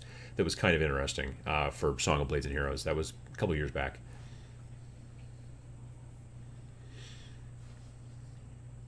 John Hickey asks, how friendly have folks been to kit bashing and proxying models in people's kill team games? Kit bashing, in my mind, you should be very friendly to. I mean, that's kind of the big thing about that game is that they want you to kind of customize, your models, especially for your specialists and your leaders and stuff like that. Like that was the whole point of my video kind of on Friday, was about kind of kit bashing and specializing your models. I put, as you saw in the video, if you watched it, I put purity seals, a bunch of purity seals on my Necron because my thought was that because he's been doing it for a while, he's a veteran, he's been taking purity seals off of dead Space Marines and sticking them on himself, and stuff like that, like trophies. And I think that kind of stuff, I think, definitely lends itself to kill team. As far as proxying models, it depends on the people you play with. Like sometimes you proxy a model because you're like, I kind of want to try this thing out, but I don't have any yet, so I want to try it out to see if it's cool. And then if I do like the way it plays, then I'll buy some and paint them up. Other people are just like, I just don't like the standard model for this. Like, I'm going to be completely kit bashing and proxying my Lictor because I don't like the Lictor model that's out there right now. So I'm going to take a Brood Lord and modify it and make it into a Lictor. So if someone's like, well, I don't like, you can't do that. Well, then don't play with that person. Just straight up. I mean, like, seriously, like if someone's like angry about the way that you built or painted your army, then don't play with that person. There's bigger problems in that situation, frankly. So yeah, just don't.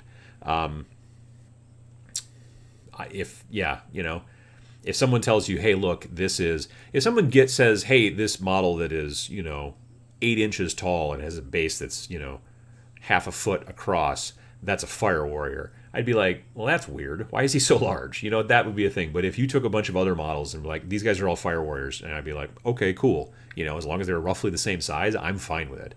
I will try to remember, and you can remind me. But yeah, if someone's like, I don't like the way you painted that, I don't like the way you've sculpted that, unless you're like trying to sculpt for advantage in the game, then do what you want. And if people don't like that, then say, okay, cool, I won't play with you then, I'll go someplace else, and then they can do what they're going to do.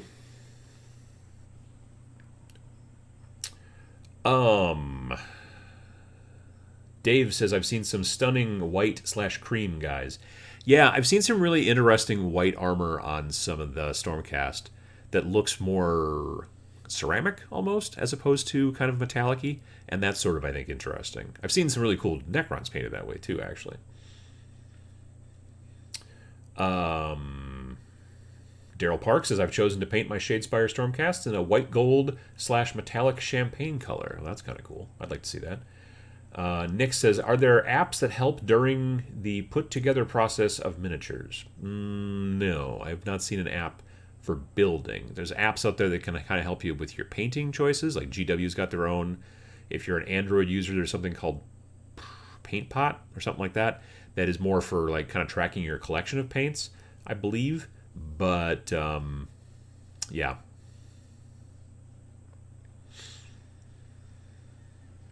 Steve says, I'm doing my Stormcast Eternals army in warm off-white with purple tabards and shoulders and dark gold trim. Oh, that sounds pretty cool, too. I can see that. Let me see here. Leslie Schaefer says, I got the Relic Hunters for Malifaux, and one model has its head divided into parts. I promptly fumbled the face and had to kit bash a new head. Yeah, I got to say that's the one issue kind of with Malifaux, that their models look amazing. They really do. They're really great, super dynamic sculpts. But some of them, it's like so many parts, Like, oh, you have to glue the guy's head together, and it's 4 parts, and then you have to glue his beard on, and you're like, wow, that's definitely difficult. Yeah. Matt agrees with me. They do have fantastic but fiddly stuff. I feel like that most would be 2-parters in pewter, not why they are 6 pieces in plastic. Great gigs though. Yeah, they're amazing models. Really, really great, but hard to build. Sci-Fi Soup says, some people are really finicky when it comes to proxy models. So far as I'm concerned, as long as the size is similar, I don't mind. To each their own, though. Absolutely. If they don't want to play, or if they don't like the model, then you don't have to play with them. They don't, then they can go find somebody else that they would rather play with, and you can do the same. It's no big deal. Moderator Matt says, proxy away, hack the planet. Yeah, I agree. Let me see here. Kit bashing can be a dangerous road. It starts off as an innocent head swap on a commander, and before you know it, what happened, you are customizing every bog standard troop in your 15-point army. You may say that that's a dangerous road. I say that sounds like a lot of fun. I mean, a long time, a lot of work, but still a lot of fun. Alex says, hey, Adam, are you in any card games / board games? Any favorites? No, actually, I'm kind of not. Like, there are some kind of gateway games that I like that are like games that are heading into miniatures, like Giant Killer Robots, some of the Zombicide stuff, things like that. I've talked about gateway games before on the channel, but straight up normal board games and card games I generally don't enjoy, so I don't really play them too much. That's just me, though.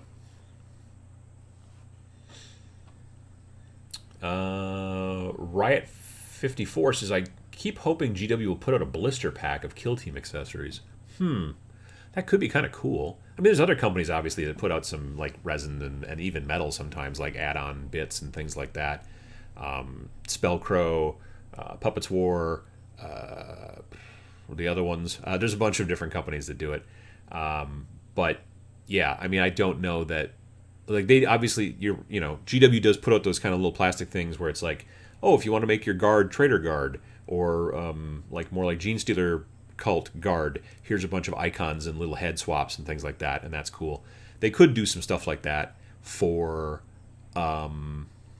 Kill Team. They might even do it more Forge World, because I know there's a bunch of like add-on bits and weird stuff for Necromunda through Forge World. They might do that down the road for Kill Team. We'll have to see.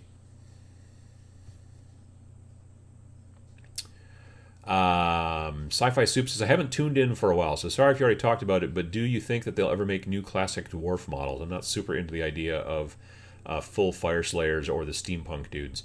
Yeah, we were just talking yesterday about, we were talking with Sam, how he's not really into naked dwarves. He's had to paint some for some people, like, and things like that, but he's just not into them himself.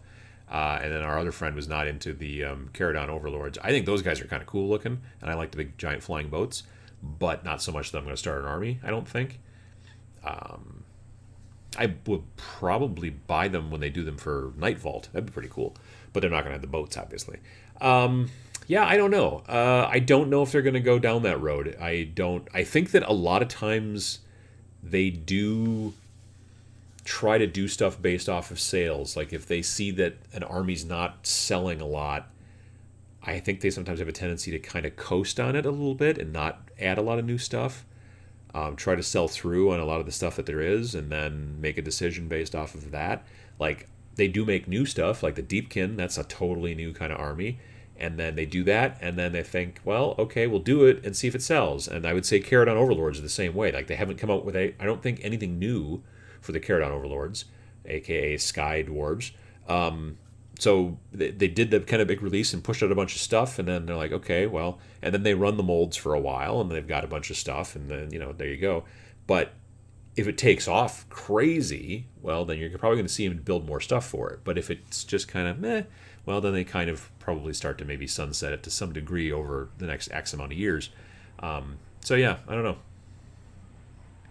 Ryan Flood says, have you seen Star Wars Legion? What do you think of it? And if you have seen it, I have.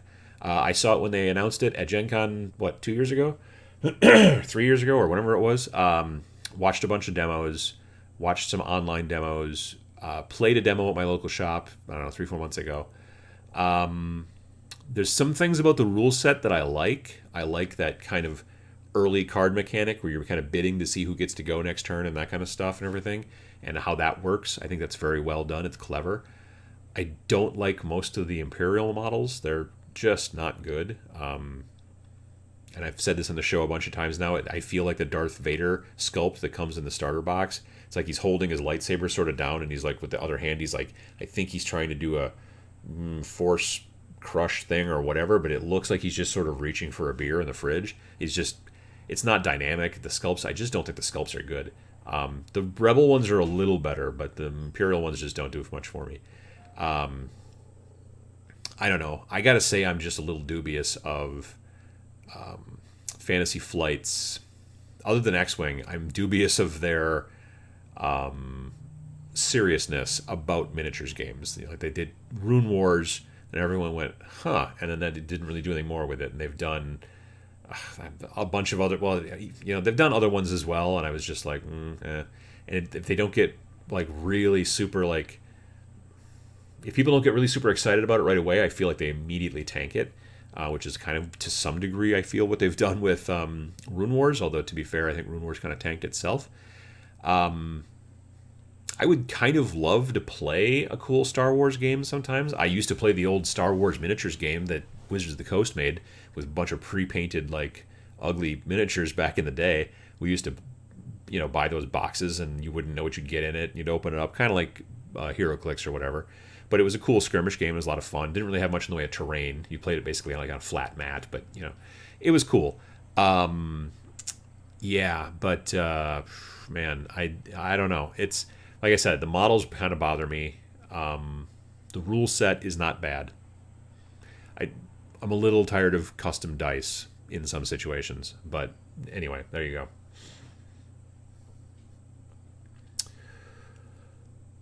go. Let me see here. What have we got?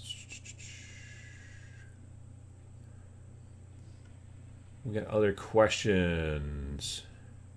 Battletech is pretty much a board game. I've seen certainly Battletech play with terrain and all kinds of stuff like that.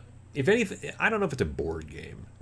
It feels more miniature games to me. As soon as you start figuring out like line of sight and range and things like that, you're at the very least edging into gateway games, in my opinion. But yeah.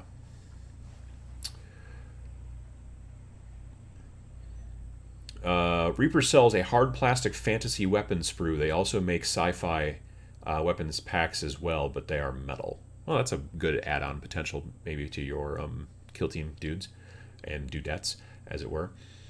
Anvil Industries in the UK have some excellent and unique options for customizing 40k guard kill teams. That's a good idea too. I know, who else does a bunch of custom stuff for 40k guard? Victoria Miniatures is another one too. They make a lot of interesting kind of guard add-ons.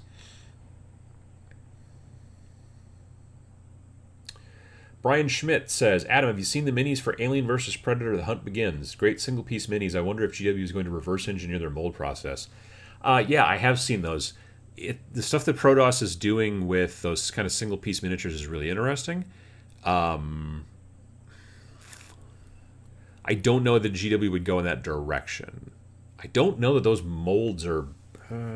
I feel like the plastic that's in those particular games is more of what is these days referred to as a restic, which is a resin plastic. And so I don't know that they're using metal molds. I think they're using more...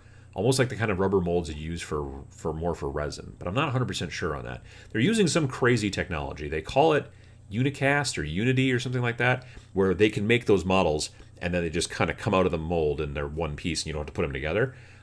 It's a neat process. Yeah, I don't know if GW will go down that road. I don't know that they would.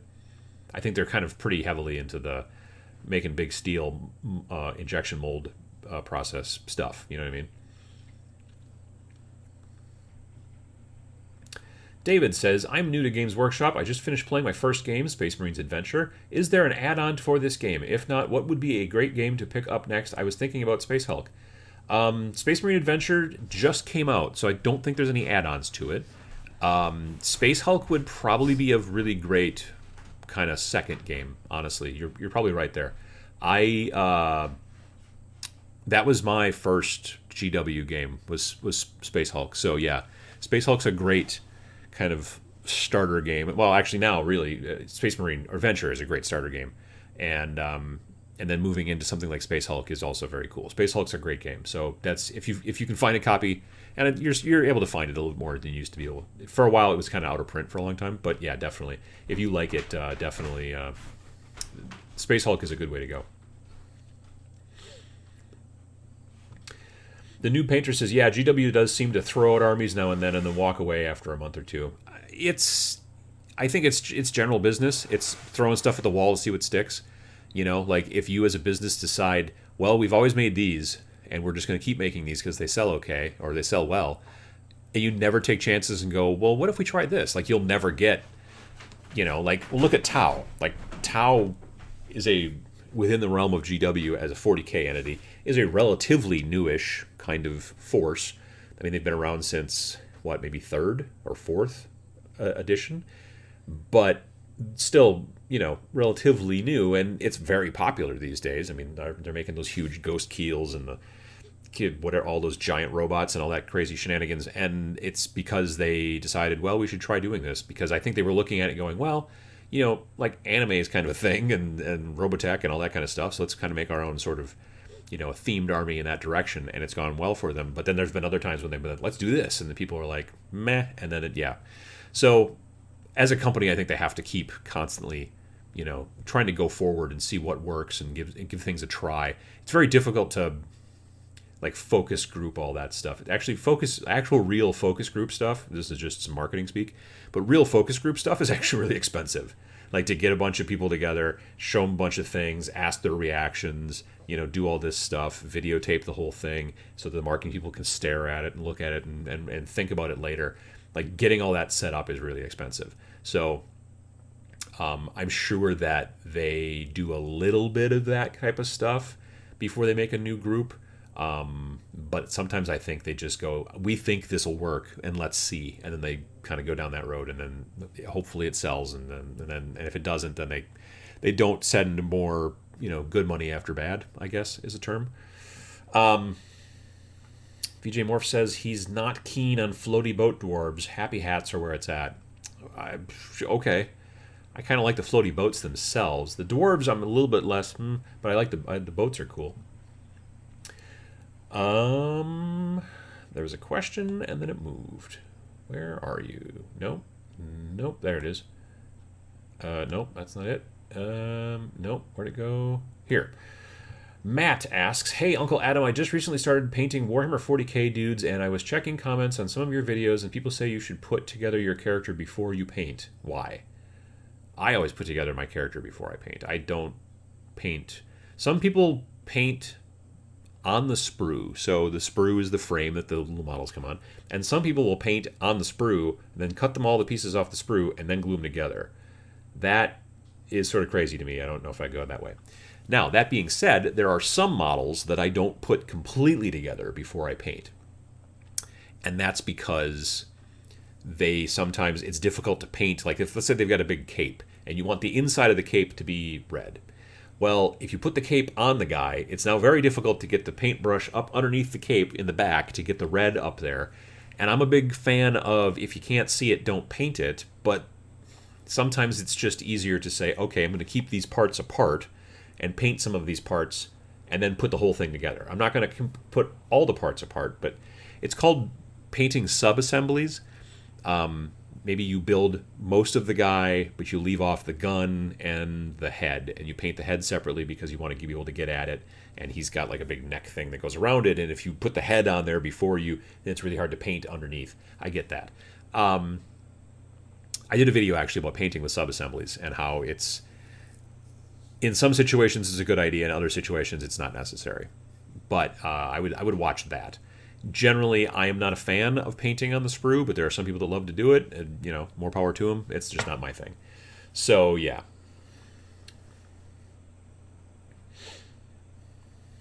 Some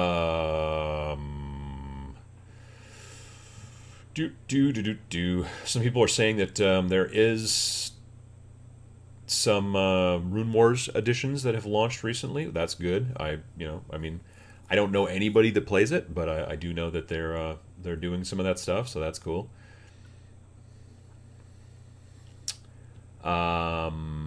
Legion can be a lot of fun, according to Torch, but the Facebook community is a little toxic sometimes. The models are a pain in the butt to clean, but the mechanics are fine. Yeah, like I said, I thought the mechanics weren't that bad. It's a little the card that you have your stats on. Like, there's a lot going on there sometimes, and I was like, but you kind of get it after a while. But just looking at it, you're like, I don't know what the heck this symbol's about. I don't know why that symbol's there, and it takes a bit of time, but it's not terrible. The mechanics of that game, frankly, I find to be decent enough. I just, like I said, I don't really like the models. It also sort of bothers me to some degree that there's really only two factions. I mean, it kind of makes sense within the storyline. It was the same way that it was with X-Wing, and that seemed to work out fine. But for some reason, it just is like, yeah, I don't know. Irrational Gaz says that Beasts of War have a few battle reports for Legion, but I wasn't really all that enamored with the system. It just felt very limited to me, given you can only play one of two factions. I just mentioned that. But yeah, that's a good point. What else here? Trent Baker says, if a miniature has an open pose, like a Space Marine captain in Gravis armor, then it's not a problem. Building them before painting them. But if a weapon is held across the chest, then the difficulty level goes up a bit. So the Primaris guys that I built and I'm almost done right now for my kill team, I built them and then painted them. And you're right that like one of them had like their bolt rifle kind of across their chest, so painting the wings or junk that they've got on their chest was a little difficult. In most situations, I don't bother painting that. I like to kind of keep, like, I don't paint every last little piece of inlay on my guys. I frequently think, okay, they have this armor that has this shape in it, but I don't need to paint it separately. It could just be the same color as the armor, and I'm okay with that. Especially if the gun's held over it, I don't care. With these guys, because there's so few of them, I'm only doing like 6 or 7, I was like, I'll take the time. Except on the actual small scouts, like the scout sniper, I thought, why would he have a brightly colored something on his chest if he's trying to be sneaky in the shadows? And the other one, I was just like, that gun is huge, and I'm just not going to get back there. And it worked out fine. To be fair, that regular scout with the bolter, I probably built him 5 years ago, so I wasn't going to try to take him apart just to be able to paint the thing. It's up to personal preference, though. With many of the Primaris Marines I'm painting for my normal 2,000 point army, there's a lot of figures in that army that I've got in plastic cups waiting to get painted because they are parts, as opposed to like the jump dudes, with the big weird jetpacks. Like, I've got those big weird jetpacks taken off because I'm going to paint those separately and then glue them on at the end. But the rest of the model's built, that kind of stuff.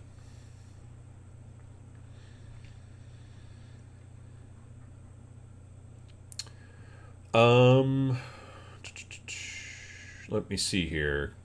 Kelly says, I hate metal minis, but I still have a few. Do you just use super glue? I used to use Zap-A-Gap, but I haven't used it in a while. Anyone? I generally use super glue for metal minis. If it's like something that looks like it's going to be a very difficult thing to kind of keep there, you can do a couple different things. One thing you can do is pin the model, where you basically drill a hole. Like if you're putting an arm on, you drill a hole in the arm and you drill a matching hole in the body, and then you put a little piece of paperclip. You cut a little piece of paperclip in there, and then you kind of have that. It's just a pin, and you glue the whole thing, and it's like an extra sort of stability situation. The other option is to use, sometimes, there's a type of epoxy you can get, and I can't think of the name of it. Is it JB Weld, maybe? But it's got metal in it, like flakes of metal. And it's a 2-part epoxy, and it's a real pain in the butt, but it does not let go. So if you can figure out, like, depending on what you're building, you might want to look into that, but it's a process. But a friend of mine is like, he swears by it, so he was like, this is the stuff to get. So I bought it, I haven't tried it yet, because I have some metal models I need to stick together that are a little weird. They're from a game called, they're the Quar. They're from Zombie Smith Miniatures, and their heads go on separately, and they're just like really skinny little necks that kind of go into like a turtleneck sort of like thing on their outfits, and it's normal super glue did not work. So I'm going to probably try that. But you want to mix that like on a piece of cardboard and use a toothpick, and it's not something you just go squirt it in there and go to town. It doesn't work that way. So yeah, it's something that's a 2-part epoxy you got to mess with. VJ Morph says the Deathwatch Overkill would also be a good follow-up to the Space Marine adventure. Yeah, that's true. They have released some definite like box games besides Space Hulk. Space Hulk is, I think, in my opinion, one of the most fun ones. But games like Deathwatch Overkill, I don't know about Lost Patrol, which is that one might be kind of interesting, where it's like Tyranids, it's like Gene Stealers versus Scouts, I think, Space Marine Scouts. Yeah.